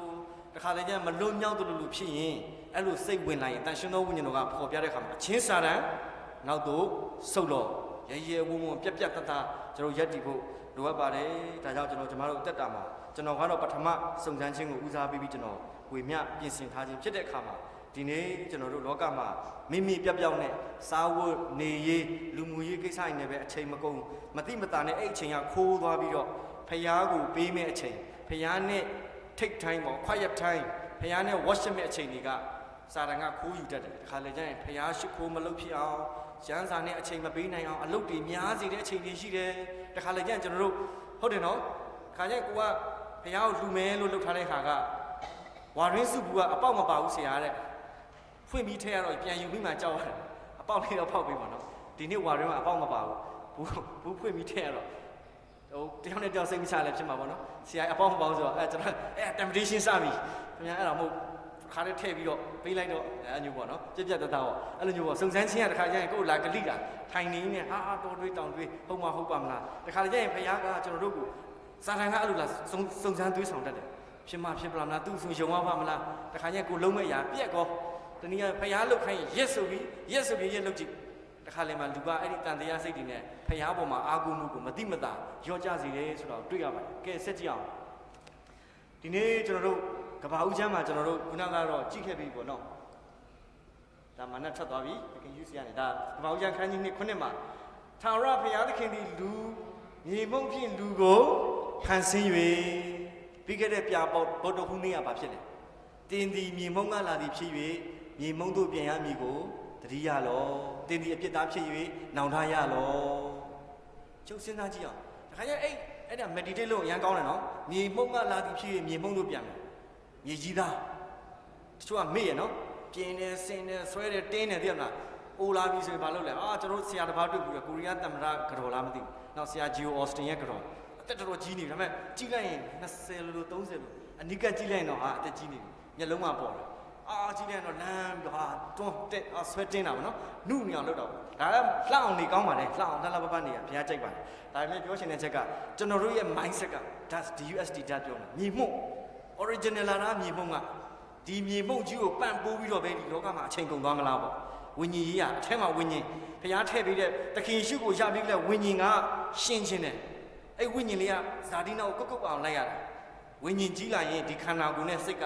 ဝိညာဉ်နောက်ကိုပြန်လိုက်ရတယ်အဲ့ချိန်မှာကျွန်တော်တို့သခင်ရှုထားရှိလို့တဲ့စံနှုန်းကိုကျွန်တော်ရမှာဖြစ်ပါတယ် ဒါကြောင့်မလို့ဒီဇာတိခန္ဓာကိုယ်နဲ့ပတ်သက်လို့ကျွန်တော်အရန်ကြိုက်ပြီးတော့အရန်ခွန်အားရတဲ့ကျမ်းပိုက်လို့ဝင်ပြပြီးတော့ကျွန်တော်ဆုံးသက်ပါမယ်ကဲကြည့်အောင်ကျွန်တော်တို့ဒီခန္ဓာနဲ့ပတ်သက်လို့ဗာပြောတတ်လဲကျွန်တော်ကြည့်အောင်ရှင်းအောင်ခရစ်ကျမ်းမှာဖရာသခင်သည်နာမ်ဝိညာဉ်ဖြစ်တော်မူပြီးဖရာသခင်ကိုကိုးကွယ်သူတို့သည်နာမ်ဝိညာဉ်နဲ့၎င်းခန္ဓာကိုယ်နဲ့၎င်းတစ္ဆာနဲ့၎င်းခန္ဓာကိုယ်ပါလားမပါဘူးနော်ကြည့်အောင်စိတ်ဝင်စားဖို့ကောင်းနော်နာမ်ဝိညာဉ်နဲ့၎င်းတစ္ဆာနဲ့၎င်းကိုးကွယ်ရမည်ဟုမိန့်တော်မူ၏တဲ့ဖရာကိုကိုးကွယ်ရင်ဒီ body ကတော့လိုက်ရမှာပဲဒါမဲ့တကယ် original ဖရာကို worship လုပ်နေတာကဘာနဲ့လဲအတွင်းဝိညာဉ်နှလုံးသားနဲ့အာတချို့လေထဲမှာပြန်ဝဲသလိုပဲလွတ်မြောက်သွားတယ်အပူကြီးစီးကြလာသလိုပဲတချို့တို့ဆိုရင်ဘာတွေဖြစ်မှန်းတော့မသိတော့ဘူးကျမ်းမာအုပ်မကျမ်းမာတဲ့ဟာတွေပျောက်သွားတယ်ဆိုတာအထဲဝိညာဉ်သဘောဆင်းတဲ့အခါမှာဖရာကိုတိုးဝင်ရင်နာဝိညာဉ်နဲ့ပဲဒီ body ကတော့အဆင်မပြေဘူးစားမယ်တောက်ခြင်းနဲ့စားခြင်းနဲ့သွားခြင်းနဲ့လာခြင်းနဲ့သူ့ရဲ့ demand တွေအများများတယ်ဝိညာဉ်ကရိုးရိုးလေးပဲဖရာကိုကိုးကွယ်ဖို့ပဲဘာဖြစ်လို့ဖို့ပဲကဲကျွန်တော်တို့ဒါကြောင့်မလို့ကျွန်တော်ကြည့်အောင်ကျွန်တော်တို့တခြားဘာသာတွေမှာတော့ရှိတယ်နော်ဒီခန္ဓာကိုယ်နဲ့ပတ်သက်လို့အိုနာသေးခြင်းဆရာကြီးအိုနာသေးခြင်းကဆရာပြောမှလားအသေးစိတ်ကျမ်းစာမှာပါပြီးသားကျွန်တော်တို့တကူးတကကြီးတခြားဇတ်တော်တွေတွားကြည့်နေကြမှာနော်ကဲကြည့်အောင်အဲ့ဒါလေဒေသနာကျမ်းအခန်းကြီး7ကျွန်တော်တို့ဒီခန္ဓာကိုယ်ကြီးကို meditate လုပ်ရအောင်ဗျာဒိတ်ကျမ်းဒေသနာကျမ်းဆိုတဲ့ကျမ်းစာကိုကြည့်ပြီးတော့ meditate ဆိုတာငါရဲ့ခန္ဓာကိုယ်ပေါ့ကျွန်တော် meditation လုပ်တယ်လေဘုရားမရှိခိုးခင်ကိုယ့်ရဲ့စိတ်တွေငြိမ်သွားအောင်စိတ်တွေကို concentrate လုပ်တာပါစိတ်တွေငြိမ်သွားအောင်ကဲဗျာဒေသနာကျမ်းမှာကြည့်အောင်ဒေသနာကျမ်းအခန်းကြီး7အခန်းငယ်1ကနေ6ကဲကြည့်အောင်တူဖတ်လိုက်ရတယ်ကျွန်တော်တစ်ချမ်းချင်းစီတူဖတ်လိုက်ရပါနော်တူဖတ်ကြည့်အောင်တစ်ပဲဖတ်မယ်နော်ငါနေ၍မပြောနိုင်ဘူးဆိုသည့်ကာလသည်မနီးသို့သောကာလမရောက်မီယခုပြိုရွယ်စဉ်အခါပင်တင့်ကိုဖန်ဆင်းတော်မူသောအရှင်ကိုအောက်မေ့လောပြိုစဉ်အခါမျက်လုံးတွေမှုန်လာမှဒူးတွေနာလာမှဘုရားကြောင့်တွားချင်လိုက်တာမရတော့ဘူးနော်မရတော့ဘူးနော်ကြည့်အောင်နောက်တစ်ခုအခန်းငယ်1ကိုဖတ်အောင်နေနှင့်အလင်းလာနှင့်ကျယ်တို့သည်ကွယ်၍မိုးရွာပြီးမှအထက်ထက်ရွာတတ်သောကာလမရောက်မီအောက်မေ့လောအဲ့ဒါဘာပြောတာလဲအသက်ကြီးရင်ဘာဖြစ်လာမလဲမျက်စိတွေမှုန်လာမယ်နေနဲ့အလင်းကိုကောင်းကောင်းမမြင်ရတော့ဘူးနေလာကျယ်ပြီးနောက်မိုးရွာအထက်ထက်ကြွားလာမျက်တောင်ခါရတာမျက်ရည်တွေကျလာအသက်ကြီးလာပြီနော်အသက်ကြီးလာပြီနေနဲ့အလင်းကိုကောင်းကောင်းမမြင်ရတော့မျက်လုံးတွေမှုန်လာပြီကဲဆက်သွားရအောင်အခန်းငယ်3ထိုကာလ၌အိမ်ဆောင်တို့သည်တုန်လှုပ်၍ခိုင်ခန့်သောသူတို့သည်အာရောကြလိမ့်မည်ခဏရမယ်အာရောကြလိမ့်မည်အိမ်ဆောင်တို့သည်ဒူးတွေခါးတွေဘာဖြစ်လာပြီလဲနာလာပြီဖျားသခင်ထည့်ပေးတဲ့ခြေစီတွေခန်းလာပြီအရွတ်တွေပါလာပြီဒူးရိုးတွေပုတ်ကုန်ပြီမရတော့ဘူးအိမ်ဆောင်တုန်လှုပ်လာပြီမရနိုင်တော့ဒုက္ခကန်ရတော့မယ်ခိုင်ခန့်သောသူတို့သည်အာရောလိမ့်မည်ဒီကြောရိုးတွေကြောဆက်ကြောတွေနာလာပြီတဲ့အဲ့ချိန်ကျရင်ကဲကြည့်အောင်ဆန်ကျိတ်သောသူတို့သည်အားနေသောကြောင့်ရပ်ကြလိမ့်မည်သွားတွေကျွတ်လာပြီးတော့တဖုံးတွေပဲကြံတော့မယ်တခုခုစားကြည့်လူကြီးတွေအန်ကတ်တွေတားတယ်နော်ချူတကြီးဆိုဝါတာအာဟာရတွေဝါတာသွားတွေကျွတ်လာပြီတဲ့အသက်ကြီးလာအဲ့လိုဖြစ်တော့မယ်အဲ့ဒီအချိန်ရောက်လို့ရှိရင်ကဲပဒင်းပေါက်ဖြင့်ကြည်တော်သူတို့သည်လည်းအလင်းကွယ်ကြလိမ့်မည်တချို့ဆိုရင်မျက်စိမှုန်လို့အလင်းမမြင်ရတော့ဘူးကဲသွားအောင်ကြံတိတ်ရော့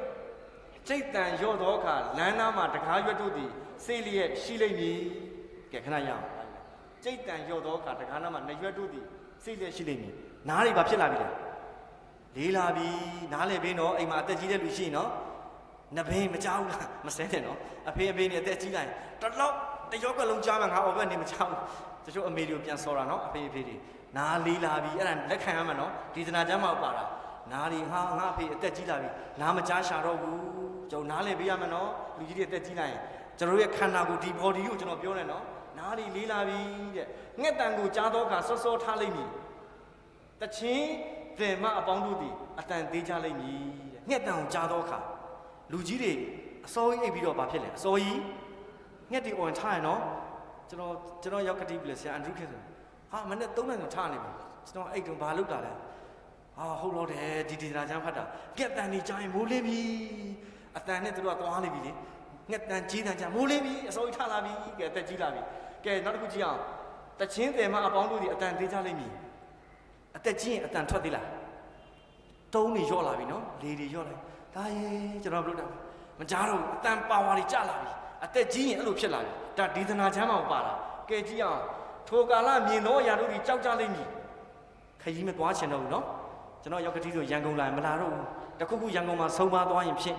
အရင်တော့တကက်တရားဟောဆရာကြီးတွေနော်တကက်ဝိညာဉ်ရေးရမှာ strong နေနော်ဒါပေမဲ့ဒီခန္ဓာကိုယ်ကြီးအားနေတဲ့အချိန်ကျရင်ခရီးမသွားချင်တော့ဘူးကိုယ်အိမ်ရာလောက်ပဲကိုယ်အိမ်လောက်ပဲဘဝမသွားချင်တော့ဘူးကဲကြည့်အောင်လမ်းဘေး၌တွေ့မြင်ဘူးထင်ကြလိမ့်မည်ဘာဒံပင်ပွင့်လိမ့်မည်တဲ့ဘာဒံဆိုတာပွင့်တဲ့ထုံးစံမရှိဘူးနော်အသီးနဲ့အပွင့်နေမှားကုန်မျက်လုံးနေလေဟာဘယ်သူလဲငါမြေးလားမမှတ်မိတော့ဘူးဘာဒံဆိုတာအသီးပဲရှိတယ်အပွင့်မရှိဘူးဒေသနာဆရာတကယ်ကိုလှပတယ်သူရဲ့ကျွန်တော်တို့ဒီလိုအချိန်ကြီးရောက်လာမှဖြစ်တယ်တဲ့အသက်ကြီးလာလို့ရှိရင်ကျိုင်းကောင်တို့ဒီမိမိ၌လေးလိမ့်မည်တဲ့ကျိုင်းကောင်ဆိုတာလေးစရာအကြောင်းစီပဇင်းထက်တောင်ပေါ့သေးတယ်ကျိုင်းကောင်ဘာပဲခန္ဓာကိုယ်တင်လေးလံတယ်လို့နောက်ဆုံးကိုယ့်လက်ကိုယ်ခြေတောင်မှလေးတယ်လို့ခံစားမဲ့အချိန်ရောက်လာလိမ့်မယ်တဲ့နောက်တစ်ခုကပါလဲအလိုဆန္ဒရောလိမ့်မယ်ဒါတော့ပြောစရာမလိုပါဘူးကဲလာပြီလူဒီထာဝရနေရာသို့သွားဆဲရှိ၍ငိုချင်းသည်သူတို့နဲ့လမ်းတို့၌လှည့်လည်ကြလိမ့်မည်ကဲတည်တော့မှအသက်ထွက်တော့မှဖုတ်လိုက်အမဲကျူတော့မယ်ပေါ့နော်အသက်ကြီးလာပြီအဲ့အချိန်ရောက်လာလိမ့်မယ်အဲကြောင့်ဝါရင်းကာလမှာငါတို့အခုအသက်ရှင်နေတဲ့အချိန်မှာဘာကိုဦးစားပေးနေလဲဆိုတော့ကျွန်တော်ပြောတာဖြစ်ပါတယ်နောက်တစ်ခုကြည့်အောင်ငွေကြိုးပြတ်ခြင်းတဲ့ငွေကြိုးပါလေပြုတ်ခြင်းလားငွေကြိုးပြုတ်ခြင်းတဲ့ငွေကြိုးဆိုသပင်တွေဖြူလာမယ်သပင်တွေကျွတ်လာမယ်အဲ့ချိန်ကျရင်ရွှေဖလားပွဲခြင်းစမ်းရွေတင်းနဲ့ရေပုံးပေါက်ခြင်းစီးတွေဝမ်းတွေသေးတွေနိုင်သေးလားမနိုင်တော့ဘူးကလေးလိုပြန်ဖြစ်သွားပြီကိုယ့်ရဲ့အမိုးအပါအဖိုးအဖွားတွေကအဲ့ချိန်ရောက်လာမှာကျွန်တော်တခြားကျမ်းစာမှာတွားကြည့်ကြတချို့ကကျွန်တော်ရှင်းဒေသနာကျမ်းမှာရှိတယ်သေးတွေချီးတွေsorry အဖို့အပါးတွေမနိုင်တော့ဘူးအသက်ကြီးလာရင်အဲ့လိုဖြစ်မယ်ကဲကြည့်အောင်ထိုကာလအချုပ်လာပြီမြေမုံသည်နေရင်းမြေတို့၎င်းဝိညာဉ်သည်အရင်ပေးတော်မူသောဘုရားသခင်ထံသို့၎င်းပြန်သွားရလိမ့်မည်တဲ့ပြန်သွားတဲ့အခါကျရင်တော့ဝိညာဉ်ကြတော့တေးသေးလေးဖြစ်နေပြီးတော့ခန္ဓာကိုယ်ကကြီးပြီးတော့လူစင်မမီပေါ့ဝိညာဉ်ကြီးကမှလူစင်မမီဖြစ်တာမဆိုးလို့ဒီနေ့ဒီလောကမြေမှုခန္ဓာကိုယ်ကြီးကတော့အဲ့လိုမျိုးတွေကြုံရမယ်အသက်ကြီးလာလို့ရှိရင်ဒါကြောင့်ဒီဇာတိခန္ဓာကိုယ်ပဲကျွန်တော်တို့ကဦးစားမပေးဘဲနဲ့ဒီဝါရင်းကာလမှာဘုရားရှင်ရဲ့နှုတ်ကပတ်တော်ဒီဟူသောတခင်ယေရှုကိုယ်တိုင်စာတမဏေရဲ့စုံစမ်းခြင်းကိုကြော်လွှားသလိုဘုရားရဲ့နှုတ်ကပတ်တော်အဖြစ်ကျွန်တော်တို့ကြော်လွှားကြပါစို့လို့ခွန်အားပေးလိုပါတယ်ကျွန်တော်တရားဟောတာနဲ့ကြာသွားပါပြီကျွန်တော်သိပါတယ်ဟုတ်ကဲနောက်ဆုံးအပိတ်လေးပေါ့နော်ကဲဒါလေးပြောပြီးဆုံးသက်ပါမယ်နှစ်ခါရှိပြီဆုံးသက်မှာပြောရနော်ကဲနံပါတ်1က it remind us our original from the dead ကျွန်တော်တို့ရဲ့မူလအစခန္ဓာကိုယ်ကြီးကဘယ်ကလာလဲမြေကြီးကဖြစ်တယ်အဲ့ဒီချက်ကိုစဉ်းစားမယ်ဒီနေ့ဝါရကာလမှာနံပါတ်2 we are returned to death but our soul is immortal ဟုတ်တယ်တဲ့ခန္ဓာကိုယ်ကမြေကြီးကလာတော့ဟုတ်တယ်အချိန်တန်ရင်ဖယ်ကိုသွားမှာလဲဖယားသခင်စီမှာအသက်ရှင်နေမဲ့ဝိညာဉ်တစ်ခုဖြစ်နေတယ်ဆိုတာကိုတွေ့ရပါတယ်ကဲဆက်သွားမယ်နံပါတ်4 sin or repent ဝါရကာလမှာနောင်တရလျက်ချီးမွမ်းကိုးကွယ်တည်ဆိုမယ်ကျွန်တော်ဟာမြေမှုသားဖြစ်တယ်နံပါတ်5 acceptance all our nothing without God အဲ့ဒါဘာပြောတာလဲကျွန်တော်တို့ဟာဖယားမရှိရင်ဘာမှမဟုတ်ဘူးဆိုတာဘာမှမဟုတ်ကြောင်းဖယားသခင်မပါရင်လောကမှာကျွန်တော်တို့လာတာအချင်းကြီးပဲဒါကြောင့်ကြည့်အောင်စားပြီးတောက်ပြီးမထုံမီဝဲမယ်ဘာနဲ့တူတူပဲလဲတခြားဖန်ဆင်းကတတော်ဝိုင်းနဲ့တူတူပဲဒီနေ့ကျွန်တော်တို့ထက်မှာဖယားကသူ့ကို worship လုပ်ဖို့အတွက်ဝိညာဉ်ကျွန်တော်တို့ထက်မှာထည့်တဲ့အတွက်အဲ့ဒီဝိညာဉ်ကိုအသက်ရှင်တုံးလေးဒီ body နဲ့ဝိညာဉ်ရှိတုံးလေးမှာအာရပါရကျွန်တော်တို့ဒီဝိညာဉ်ကြီးထွားဖို့အတွက်မမေ့ဘူးနောက်တစ်ခုကြည့်အောင် a reminder that God create us all ကျွန်တော်တို့အားလုံးဒီဖယားဖန်ဆင်းခံဖြစ်တယ်ဖယားထဲတဲ့ဝိညာဉ်ရှိတယ်ဖယားမှုပေးတဲ့ဇီဝအသက်ရှိနေသေးတယ်ဆိုတာကိုတတိယဖို့နောက်တစ်ခုကတော့ a reminder of God's transforming power from death into human being ဖယားရဲ့တကူအခွင့်အာဏာဖယားသခင်ရဲ့ထူးဆန်းအောဖွဲ့ဖယားရဲ့ဝိညာဉ်လောကမှာတွေးတတ်တယ်စဉ်းစားတတ်တယ်ခံစားတတ်တယ်ဆိုတော့ဖယားထည့်ပြီးတဲ့ဝိညာဉ်ဖယားကိုတိကျွမ်းခြင်းဆိုတဲ့ဝိညာဉ်ရှိနေတယ်ဆိုတဲ့အရာကိုဒီမြေမှုန့်ကြီးထဲမှာခန္ဓာကိုယ်မှာလာထည့်ပေးတယ်ဆိုတာကိုကျွန်တော်တို့တတိယဖို့ဖြစ်ပါတယ်နောက်ဆုံးချက်ကတော့ a sign of our commitment to self denial and radical obedience to God's will ကျွန်တော်တို့သွေးသားဆန္ဒထက်ဖယားရဲ့အလိုတော်ကိုနာခံပြီးတော့အသက်ရှင်ဖို့နောက်တစ်ခုက God is potter we are the clay he alone can give our life the perfect shape ကျွန်တော်တို့ဒီအိုးမြေကိုရောရှင်ဒီအိုးထိန် ဒါကြောင့်လောကမှာဖခင်ရဲ့ပုံသွင်းခြင်းကိုခံရတဲ့ကျွန်တော်တို့တက်တာမှာခန္ဓာရှိတယ်စိတ်ရှိတယ်ဝိညာဉ်ရှိတယ်အဲ့ဝိညာဉ်ကြီးကနေပတ်သက်လို့ဒီဝါရင်းကာလမှာဇာတိကိုဦးစားပေးနေသလားအဲ့ဇာတိကိုအနိုင်ယူဖို့အတွက်ဝိညာဉ်တော်ဒီဟူသောဖခင်ရဲ့နှုတ်ကပတ်တော်အားဖြင့်အဲ့ဒီစာတမဏေရဲ့စုံစမ်းခြင်းတွေကိုကြော်လွှားနိုင်တဲ့အသက်တာတွေဖြစ်ပါစေကြောင်းဆုမွန်ကောင်းတောင်းတဲ့တရားဒေသနာကိုဒီမှာဆုံးသက်ပါတယ်ခမည်းတော်သားတော်တရှင်တော်ဝိညာဉ်တော်ဘုန်းတော်ဒီကဘာဆက်ဆက်ထွန်းတောက်တည်ရှိပါစေတော်အာမင်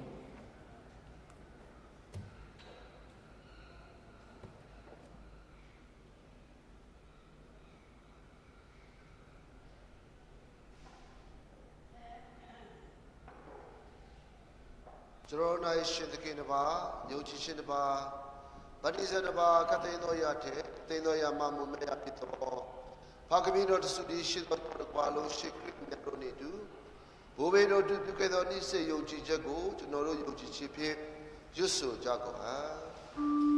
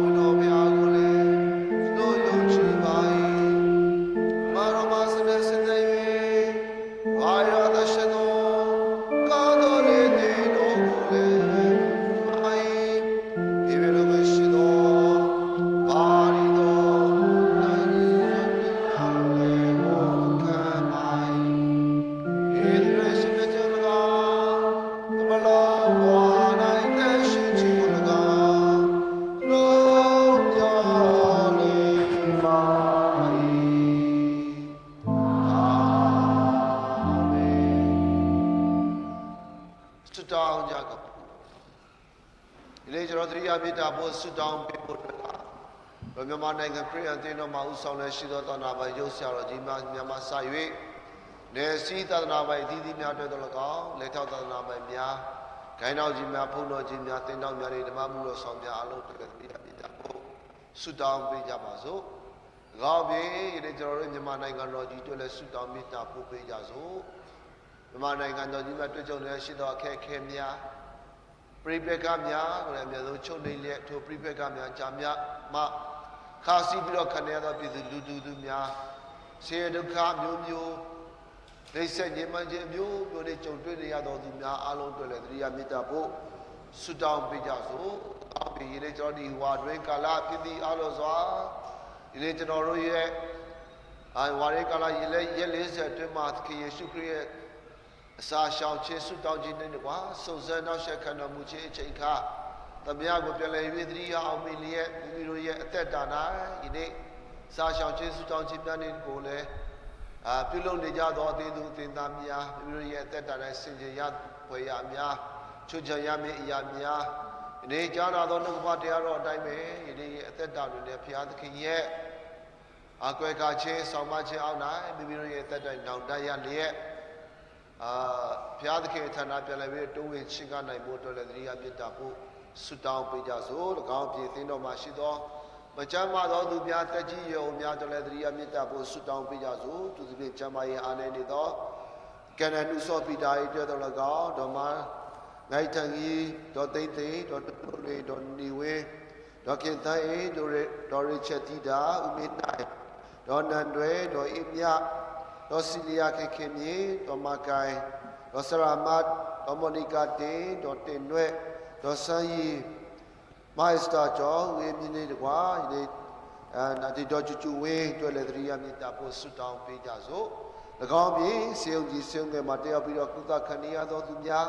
အိမ်မာနေလဲကျမရဲ့ဆောက်ရှောက်ရှိခံရသောသူများကျမရဲ့အားနေသောသူများအားလုံးတွေ့လေသတိရမြတ်တာဖို့ဆုတောင်းပေးကြစို့၎င်းတွေပြန်လဲပြီးတော့ကျေးဇူးတော်ချီးမွမ်းမှုအတွက်ကလည်းဒီနေ့ဤပေပွိုင်လာတွင်၌ဝိနည်းကြရောက်သောဝိနည်းရှင်များအလုံးတို့လည်းသတိရမေတ္တာပို့တောင်းပေးကြသို့သူသည်ဂျေကောင်းကိုထိုက်ကောင်းကိုထဲယေရှုအခနဲ့သေဆုလိုက်ဝဲ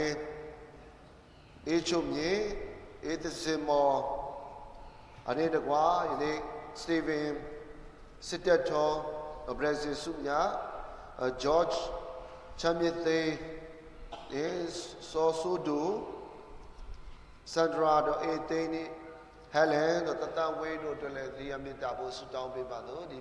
လာမွေးနေ့ကြောက်သောသူများနဲ့ကွာမွေးနေ့မှဒီလာမယ့်နှစ်ပေါင်းများစွာဘုရားသခင်ရဲ့ကျေးဇူးနဲ့ကရုဏာပြန်လဲပြီးတော့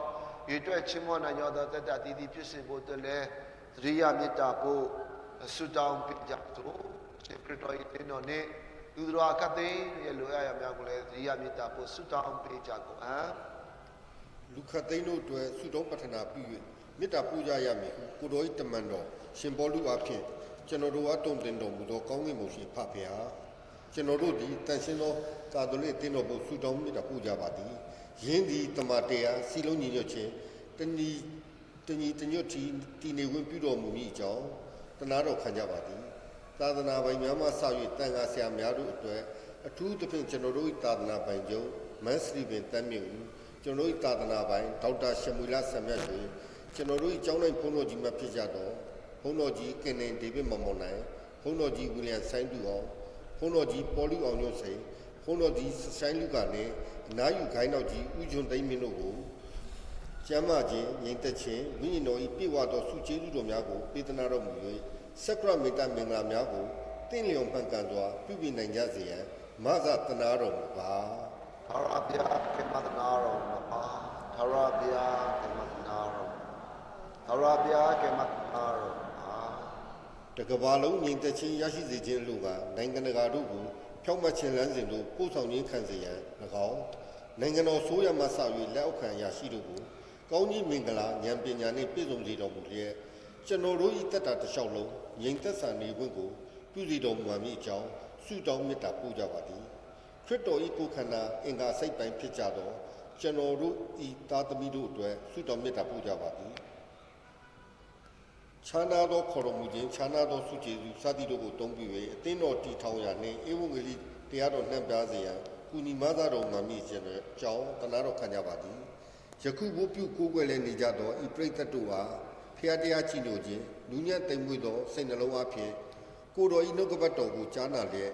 တန်ရှင်းစင်ကြယ်ခြင်းနှင့်ဖြောင့်မတ်ခြင်းအဖြစ်ကိုတော်ဤအမှုတော်ကိုထမ်းဆောင်နိုင်ကြစေရန်ဆုကျေးဇူးတော်ကိုပေးသနာတော်မှာမိကြောင်းအတနာတော်ခံကြပါသည်ယုံကြည်ခြင်းလက္ခဏာအပြင်ဆုကျေးကြကုန်သောသူတို့သည်တားတော်ဤဝေဒနာတော်အပြင်မကုံမဆုံးနိုင်သောဆုကျေးဇူးတော်များရရှိကြသည့်အတွက်ကျေးဇူးတော်ကိုချီးမွမ်းကြပါ၏ဤလောကတွင်ကိုတော်ဤပါရမီများကိုမိမိတို့အသက်တာ၌ပြခဲ့ကြကုန်သောကိုတော်ဤတန်ရှင်းသူများ၏အသက်တာ၌ထင်ရှားသောပါရမီများကိုကျွန်တော်တို့တူယူကြလျက်သူတို့နှင့်အတူကောင်းကင်နိုင်ငံတော်သို့ဝင်စားရစေရန်တနာတော်ခံကြပါသည်ရောဗျာကမတနာတော်မှာရောဗျာကမတနာတော်မှာရောဗျာကမတနာတော်မှာကျွန်တော်တို့၏လေယာစိုက်ပျိုးရေးနှင့်တက်တော်များတရိစ္ဆာန်နှင့်အမှန်မွေးမြူရေးစသည်တို့၌ကျေးဇူးတော်ကိုချီးမွမ်းခြင်းအပြင်အတီးပွင့်များကိုခံစားရ၍နိုင်ငံတော်ဖွံ့ဖြိုးစေရန်ကောင်းကင်ဘုံမှကိုတော်ဤကောင်းကြီးမင်္ဂလာပေါင်းတို့ကိုတွန်းလောင်းတော်မူပါမည်ကြောင်းတနာတော်ခံကြပါသည်မကျမ်းမာသောသူတို့အတွက်ဗတိကျမ်းမာခြင်းတို့ရောက်စေရန်ဆုတောင်းမေတ္တာပို့သကြပါသည်ကုန်းကြောင်းရေကြောင်းလေကြောင်းခီးသွားလာနေသောသူများမိမိတို့လူရခီးတို့ချောမောစွာရောက်ရှိကြစေရန်ဆုတောင်းမေတ္တာပို့ကြပါသည်စိတ်ဝမ်းနဲ့ပူဆွေးနေသူများဆင်းရဲနွမ်းပါးသူများမုတ်ဆိုးမှမိဘမဲ့ကလေးများနှင့်အကျဉ်းခံနေရသောသူများအတွက်ဆုတောင်းမေတ္တာပို့ကြပါသည်ထာဝရဘုရားကမတနာတော်မှာထာဝရဘုရားကမတနာတော်မှာထာဝရဘုရားကမတနာတော်မှာကိုပြုမိဘူးတိပြည်သူစေများကိုစင်စစ်သတိတံဝေကရ၍သူတစ်ပါးတို့ဟာချစ်ချင်းမေတ္တာရှိလျက်ရှေးသို့ဆက်လက်၍ဘုရားသခင်ပြည့်ညတ်တော်များတိုင်းဆောင်ထိန်ခြင်းတရားတော်လမ်းတိုင်းလျှောက်လိုက်ခြင်းအတစ်တော်ပြုမှု၌ကျင်လည်ခြင်းများကိုပြုရန်ကြံရွယ်သဘောထားကြသူတို့ယုံကြည်သောစိတ်နှင့်ချင်းကပ်၍နှစ်သိမ့်ခွင့်ရသောငါဤစကရမင်တာမင်္ဂလာကိုခံယူကြလော့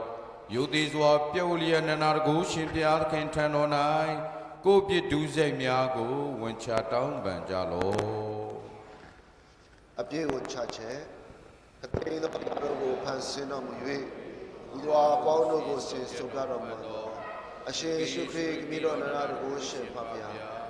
တော်ဒီစိတ်အားဖြင့်၎င်းနှုတ်အားဖြင့်၎င်းဘောအားဖြင့်၎င်းဒီကမှများစွာကိုရောအပြစ်မှာပြီးတော့လူဆိုင်မျိုးကိုချတောင်းပန်ကြပါ၏အမြဲတော်ခံထိုက်ကြပါပြီးမဆင်ဆင်းအောင်လိုက်ရကြပါပြီမကောင်းမှုများကြောင့်စိတ်ပူပန်ကြပါပြီဒီရတိုင်းပူဆွေးကြပါပြီမခံနိုင်အောင်ရှိကြပါပြီနာတော်မှာယူနာနှင့်ပြည့်စုံတော်မူသောဖခင်နာတော်မှာဒီမှာပြီးတော့ပြည့်များကိုတာတော်များရှင်ရှိခရစ်ကြောင့်ပြုတော်ပါရှင်တို့ဆက်လက်ရည်တော်ပြုနိုင်ခြင်းနဲ့အမှုတော်ကိုဆင်ဆောင်၍ရွှေစိတ်တည်းတွေ့နိုင်ရစေခြင်းကရှင်ရှုခရစ်မှာကိုတော်ထောက်ထား၍နာဇာတနာတော်မှာဖျား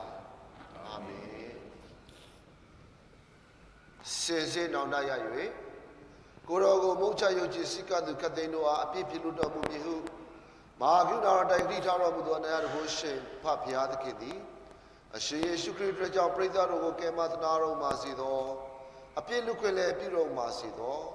ဘာရီမျိုးမျိုးတိုးဝါစေ၍ခိုင်ခတ်မြတ်မြတ်ခွင့်ပြုတော်မှာစေသောထာဝရသက်သို့လည်းဝင်စားခွင့်ပြုတော်မှာစေသော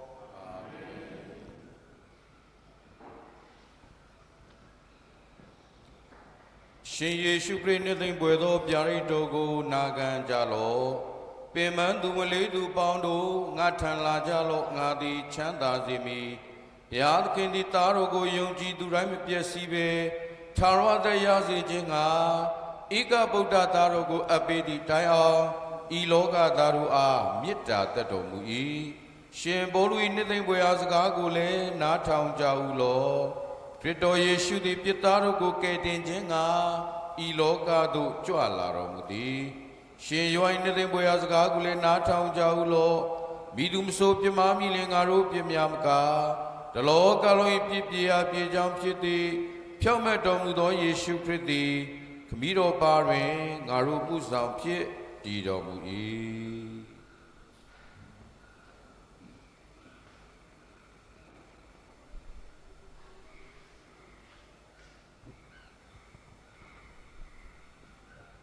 ကြောညာဆရာများအနေနဲ့ကတော့ကျွန်တော်တို့ဘုရားကျောင်းဆင်းတဲ့ခါမှာယောက်ျားများအတင်းကနေပြီးတော့မှသူတို့ရံပုံငွေ ရောင်းချပေးနေတဲ့တူဟူး6ကျော်နော်တူဟူး6ကျော်ရှိပါတယ်ဝယ်ယူအားပေးနိုင်ပါတယ်ဆိုတဲ့အကြောင်းဖော်ပြလို့မိခင်များရဲ့ရန်ပုံငွေရှာခြင်းကတော့ကျွန်တော်တို့ဗာလဲအမူကျော်နဲ့ကောင်းချီးပြုတ်စီရောင်းချတာရှိပါတယ်ဒါကိုလည်းပဲကျွန်တော်တို့ဒီကဝယ်ယူပြီးတော့မှအားပေးလို့ရတယ်ဆိုတဲ့အကြောင်းကိုလည်းဖော်ပြလိုပါတယ်ဒါပြင်ကျွန်တော်တို့ဘုရားကျောင်းဆင်းတဲ့အခါမှာရရှင်ထံတော်ဘာနဲ့အိပ်ပျော်ခဲ့ဒီမှာ3နှစ်ပြည့်ခဲ့ဖြစ်တဲ့မေရီတော်ဆိုတဲ့အန်ဒီဆိုသူရဲ့ဝိညာဉ်အတွက်ကျေးဇူးတော်ချီးမွမ်းတယ်လို့ကျွန်တော်အဖေအမေပေါ့အဖေကတော့ကျွန်တော်တို့28နှစ်အမေကတော့အစိတ်ပေါ့25နှစ်ရှိပါပြီနောက်အန်ဒီငိမ့်ကိုကြီးတို့ကိုကျေးဇူးတော်ချီးမွမ်းခြင်းအပြင်ဒီနေ့ပြင်ဆင်ထားတဲ့စားတော်ဝေရများအတူတူကစားသုံးဖို့ဖြစ်ပါတယ်လို့တသက်လို့လည်းရှိပါတယ်တသက်လို့ပဲမလွတ်တဲ့လူကတော့ငါနဲ့စားပြရပါတယ်နော်ဒါလည်းအတူတူကစားပြီးမှပဲပြန်ကြဖို့ရအတွက်ဖိတ်ခေါ်အပ်ပါတယ်စားပြီးတဲ့အခါမှာလူငယ်များအတင်းကနေပြီးတော့မှကျွန်တော်တို့17ခွဲမှာနှစ်ပတ်လည်အစည်းအဝေးရှိတဲ့အတွက်ကြောင့်လူငယ်များအတူတူကပါဝင်ပေးဖို့ဧည့်သည်လူငယ်များလည်းပါဝင်နိုင်ပါတယ်ဖိတ်ခေါ်ပါတယ်သူကပါဝင်နိုင်ပေးဖို့ရအတွက်နှိုးဆော်လိုပါတယ်လို့ဒါပြင်ဒီနေ့ဟာရန်ကုန်သာသနာပိုင်နယ်နေ့ဒါကျင်းပပေးဖို့ဖြစ်ပါတယ်အနည်းဆုံးတနေ့လေးနဲ့ကျင်းပပေးဖြစ်တဲ့အတွက်ကြောင့်ဒီရရှိတဲ့အလူငွေကတော့ရန်ကုန်သာသနာပိုင်နယ်ရုံးကိုပို့ပေးရမှာဖြစ်ပါတယ်ဒါပြင်ဒီနေ့နေ့လေတနာရီမှာရန်ကုန်သာသနာပိုင်နယ်နေ့စုပေါင်းဝတ်ပြုခြင်းရှိမှာဖြစ်ပါတယ်အသင်းတော်ကနေပြီးတော့မှကျွန်တော်တို့တန်ဆုံအားဖြင့်လည်းပဲပါဝင်နိုင်ပါတယ်ကျွန်တော်တို့ကားကတော့12နာရီလောက်ထွက်မှကောင်းမှာဖြစ်ပါတယ်လို့ကျွန်တော်တို့12နာရီလောက်ကားထွက်ဖို့ရှိမှာဖြစ်ပါတယ်ဒါပြင်ညဝတ်ကတော့ကျွန်တော်ဒီမှာပဲရှိမှာဖြစ်တယ်ညနေ4နာရီခွဲယောက်ျားများအတင်းကနေပြီးတော့မှဥဆောင်ဖို့ရဖြစ်ပါတယ်ကျွန်တော်တို့ဝါရင်းအိမ်များဥပဝင်းဒီဘဝင်းကျွန်တော်တို့လှည့်နေပြီဖြစ်ပါတယ်လို့မိခင်တွေတော့ဘက်ကလည်းမိခင်တွေလှည့်နေပါပြီကျွန်တော်အပြင်အိမ်တွေလည်းပဲကျွန်တော်တို့ဘုန်းတော်ကြီးများတွားကြပါတယ်တချို့အိမ်တွေအပြင်အိမ်တွေကိုလည်းပဲကျွန်တော်တို့ညှိပြီးတော့မှအိမ်တွေညှိပြီးတော့မှသွားဖို့ရန်ရှိတယ်ဆိုတဲ့အကြောင်းဖော်ပြလိုပါတယ်ဂျာကြီးရဲ့ပွဲတော်များအနေနဲ့ကတော့လာမယ့်အင်္ဂါနေ့ကတမန်တော်ရှင်မသိပွဲနေ့ဖြစ်ပါတယ်တမန်တော်နောက်ဆုံးတမန်တော်တွေကရှင်မသိပွဲနေ့ဖြစ်ပါတယ်နည်းနည်း9နာရီရှိပါတယ်ဒါပြင်ဗုဒ္ဓဟူးတောက်ကြကျွန်တော်ပုံမှန်ပွဲတော်မင်္ဂလာရှိမှဖြစ်ပါတယ်ဆိုတဲ့အကြောင်းလည်းဖော်ပြလိုပါတယ်လို့ဒါပြင်ကျွန်တော်တို့ဒီညနေ3နာရီမှာဒီနေ့ညနေ3နာရီမှာတော့အနီတော်ကျူဝင်းအနီချိုပေါ့အနီချိုဆေးရုံတက်ရောက်ပြီးတော့မှနှလုံးခွဲစိတ်ဖို့ရန်အတွက်ပြင်ဆင်ဖို့ရှိပါတယ်ထိုမှုရပေါ်မှာကျွန်တော်တို့သတိရဆူတောင်းပေးဖို့သတိရတိုင်းပေါ့နော်ခံနိုင်ရရှိဖို့နဲ့ထိုမှုရကိုကြော်လွန်နိုင်ဖို့အပြင်သူခွဲစိတ်တဲ့ခါမှာဘီသွေးလိုပါတယ်တကယ်လို့ဘီသွေးလှူဒန်းလိုတော့သူများဘီသွေးဖြစ်တယ်minus တွေ plus တွေမလိုဘူးဘီသွေးရတယ်ဆိုရင်အစင်သင်းလေးရှိတယ်ဆိုရင်တော့ကျွန်တော်တို့အကြောင်းကြားထားဖို့ပေါ့နော်နောက်တကယ်လို့ရင်တော့ဘီသွေးလဲတွင်းလို့ရအောင်ပေါ့ဒါပြင်ကျွန်တော်တို့ဆက်စုတောင်းပြီးဖို့ကmarriage ပေါ့ marriage ကတော့သူအနာခွဲထားတဲ့အနာကနည်းနည်းချက်ဖို့နည်းနည်းလိုတယ်သူကလည်းစီးကြိုလည်းရှိရတူချက်ဖို့နည်းနည်းလိုတယ်အဲ့ဒါကိုသူထပ်ပြီးတော့မှအနာစိတ်ဖြစ်အောင်နည်းနည်းပြန်လုပ်ပြီးတော့မှချက်ချုပ်ရမယ့်အရာရှိတယ်အဲ့ဒီအတွက်လည်းပဲစုတောင်းပြကြဖို့ပြတဲ့ရခံပါတယ်လို့ကြောညာစရာများအနေနဲ့ကတော့လောက်ပဲဖြစ်ပါတယ်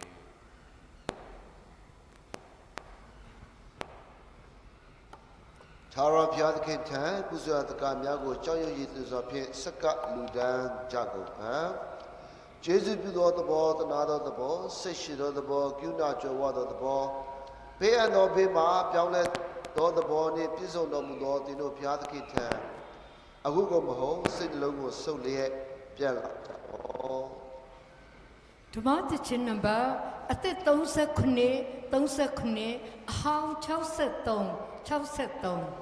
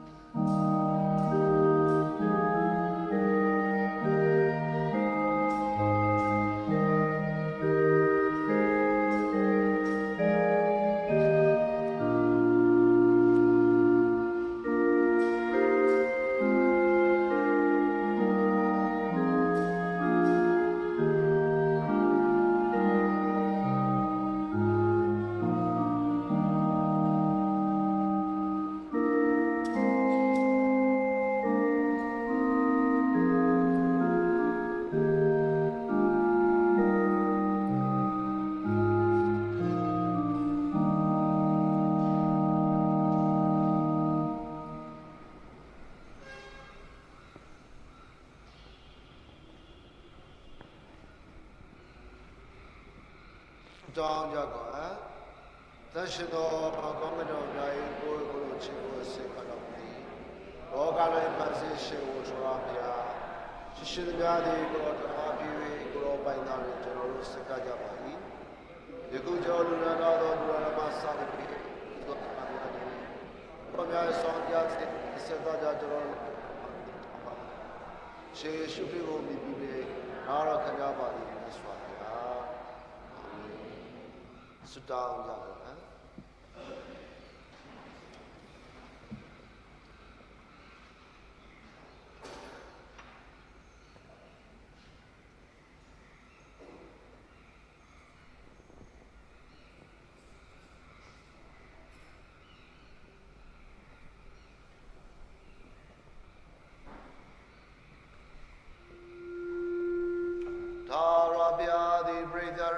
ရှိတော်မူပါစေသော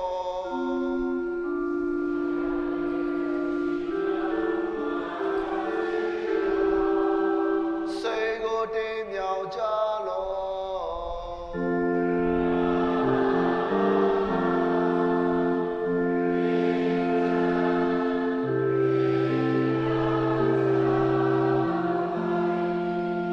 ရှင်သာရဘုရားသခင်ကျေးဇူးတော်ကိုချီးမွမ်းကြကုန်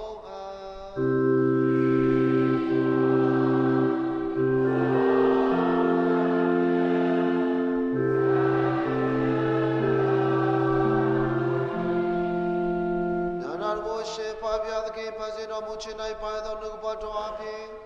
ရောသောဘုဒ္ဓတရားသောအမင်္ဂလာကိုနှုတ်ပယ်တော်မူလျက်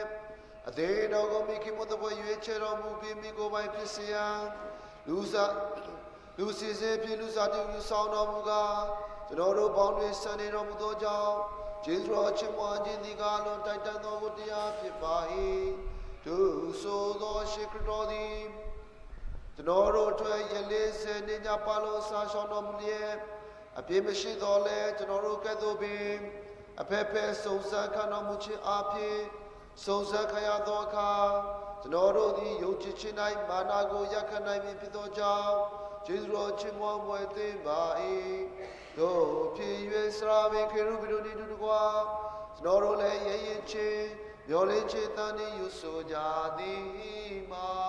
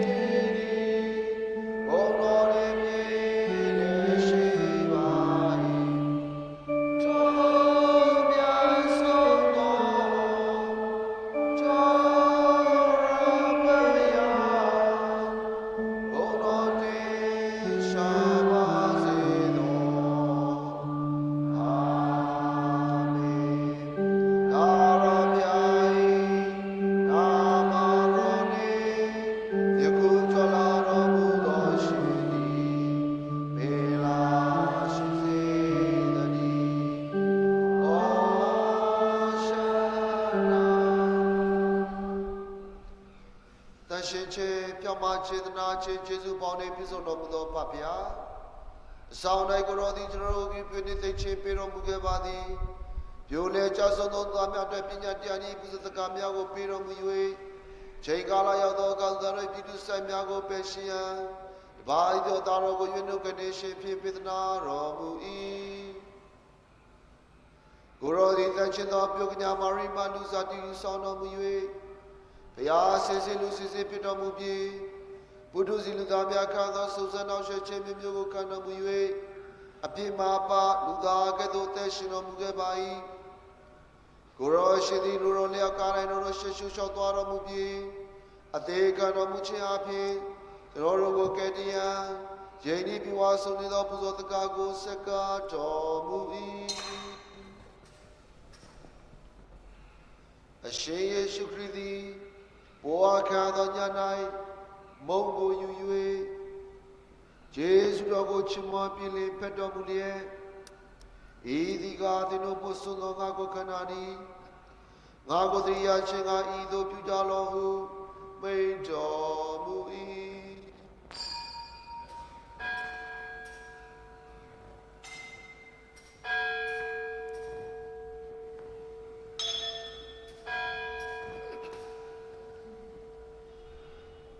ထိုနည်းတူ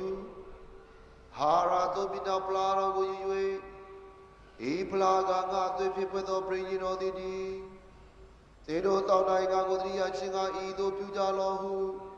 မိန့်တော်မူ၏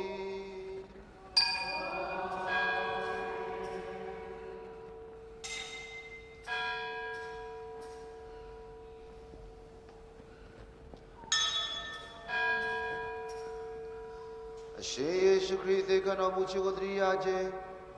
ရှင်မြန်တမတော်မူခြင်းကိုကျင့်ကြခြင်း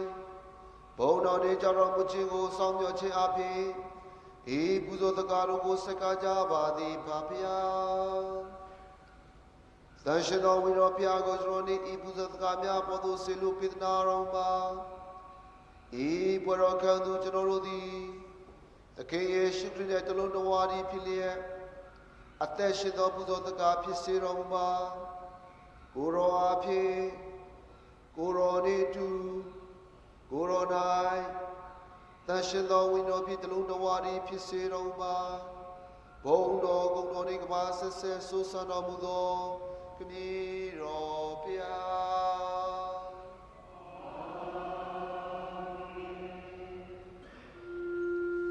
ကိုယ်တော်၏ဉာဏ်သက်ခြင်းသည်ပရိသတ်တို့ရှိတော်မူစေသော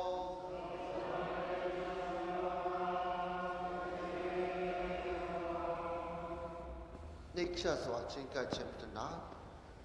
ကျွန်တော်တို့သည်ဘုရားမှာချုပ်အားကိုဆွေးနွေးချင်းကပ်ရုံနဲ့ယူနာနာကိုသာကိုလည်းချင်းကပ်ဖို့သာမတိနဲ့ဆွာပြာ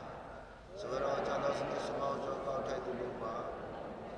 သူရရဲ့ကိုရောဒီကိတာရီပြစုံတော်သောဖျားဖြစ်တော်မူပါ၏တို့ကြောင့်သာရခန္ဓာများသည်ဒီဆက်ပေါ်ကျွန်တော်ခန္ဓာများကိုသက်ရှိစေတဲ့ဒီတော်များပြီးကျွန်တော်စိတ်မငြိမ်များကိုစိတ်ချစေတဲ့ရောဒီသာရနိုင်မြေတည်နေကြ၍ထိုသာရကျွန်တော်မြေတည်နေစေခြင်းကရောจิตာရကိရှိခိတာရတို့ဉာဏ်ကိုစာတော်မူပါ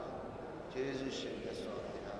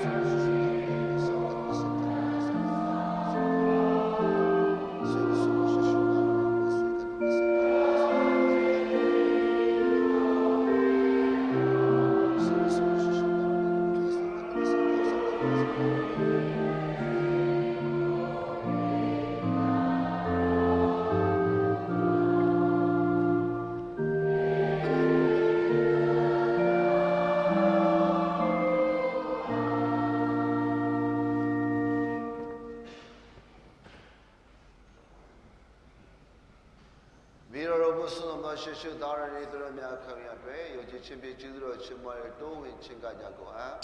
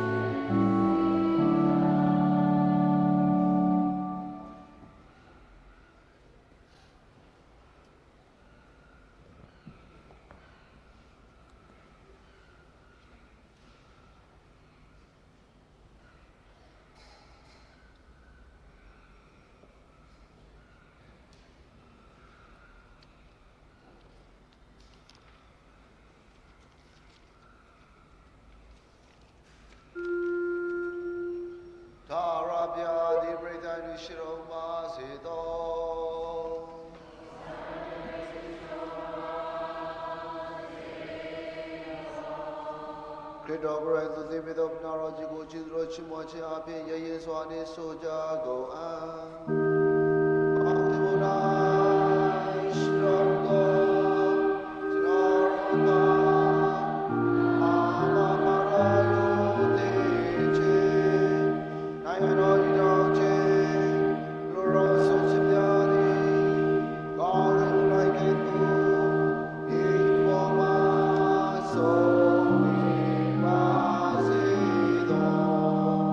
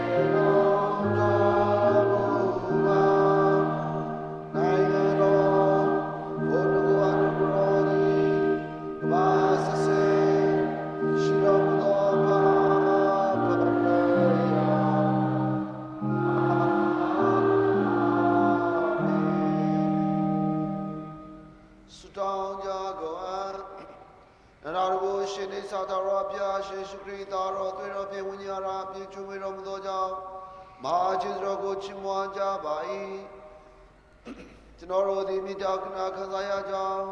ယုံကြည်စိတ်ကသူ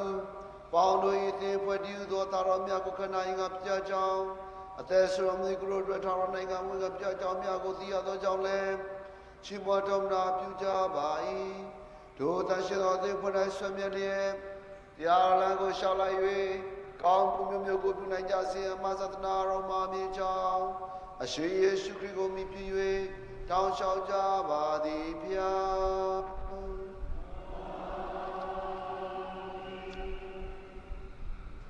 ထာဝရဘုရားကိူနာတလျက်အပြစ်လွရန်စာတိသဘောနှင့်ပြေဝတော်မူသည်နည်းညီနော်ရဤသနာတော်ကကြများကိုနာညောင်းတော်မှာအပြစ်တို့ထဲ၌နှမှုချနောက်ချင်းခရတော်လဲကိုရောဤသနာချင်းကိူနာတော်ဖြင့်ကျွလို့စေတော်မူမည်ကြောင်းစေစားဖြစ်ရှင်ပါရှိသခင်ယေရှုခရစ်ကိုမြည်ပြု၍တောင်းလျှောက်ကြပါသည်ဖျား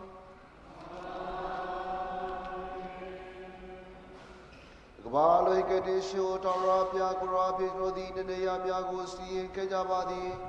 ကျွန်တော်ရဲ့ကျေးဇူးတော်ချီးမွမ်းခြင်းကိုလက်ခံတော်မူ၍ယူနာတော်ဖြစ်ကိုစိတ်နှပါလို့တန်ရှင်းစေတော်မှာခမည်းတော်နှင့်တကွာတန်ရှင်းသောဝိညာဉ်တော်မှာကဘာဆက်ဆက်ဆွဆန်တော်မူသောယေရှုဖျားလူရိုချက်စီဝေမိတိုင်းသောဘုရားသခင်ညီသက်ခြင်းကျေးဇူးတော်သည်ပရိသတ်ရဲ့စိတ်နှလုံးအားဘုရားသခင်၏တာတော်သခင်ယေရှုခရစ်ကိုတည်ကျွမ်းခြင်းနှင့်စိတ်ခင်များတို့ခြင်းလုံးအားကွယ်ကာဆောက်ရှောက်ပါစေသောနန္ဒကိုရှင်တာရဘုရားဖြစ်တော်မူသောခမည်းတော်သာတော်တန်ရှင်သောဝိညာဉ်ကောင်းကြီးနာတော်သည်ပရိသတ်တို့ဘုသို့တရား၍စင်မြဲတည်ရှိစေတည်း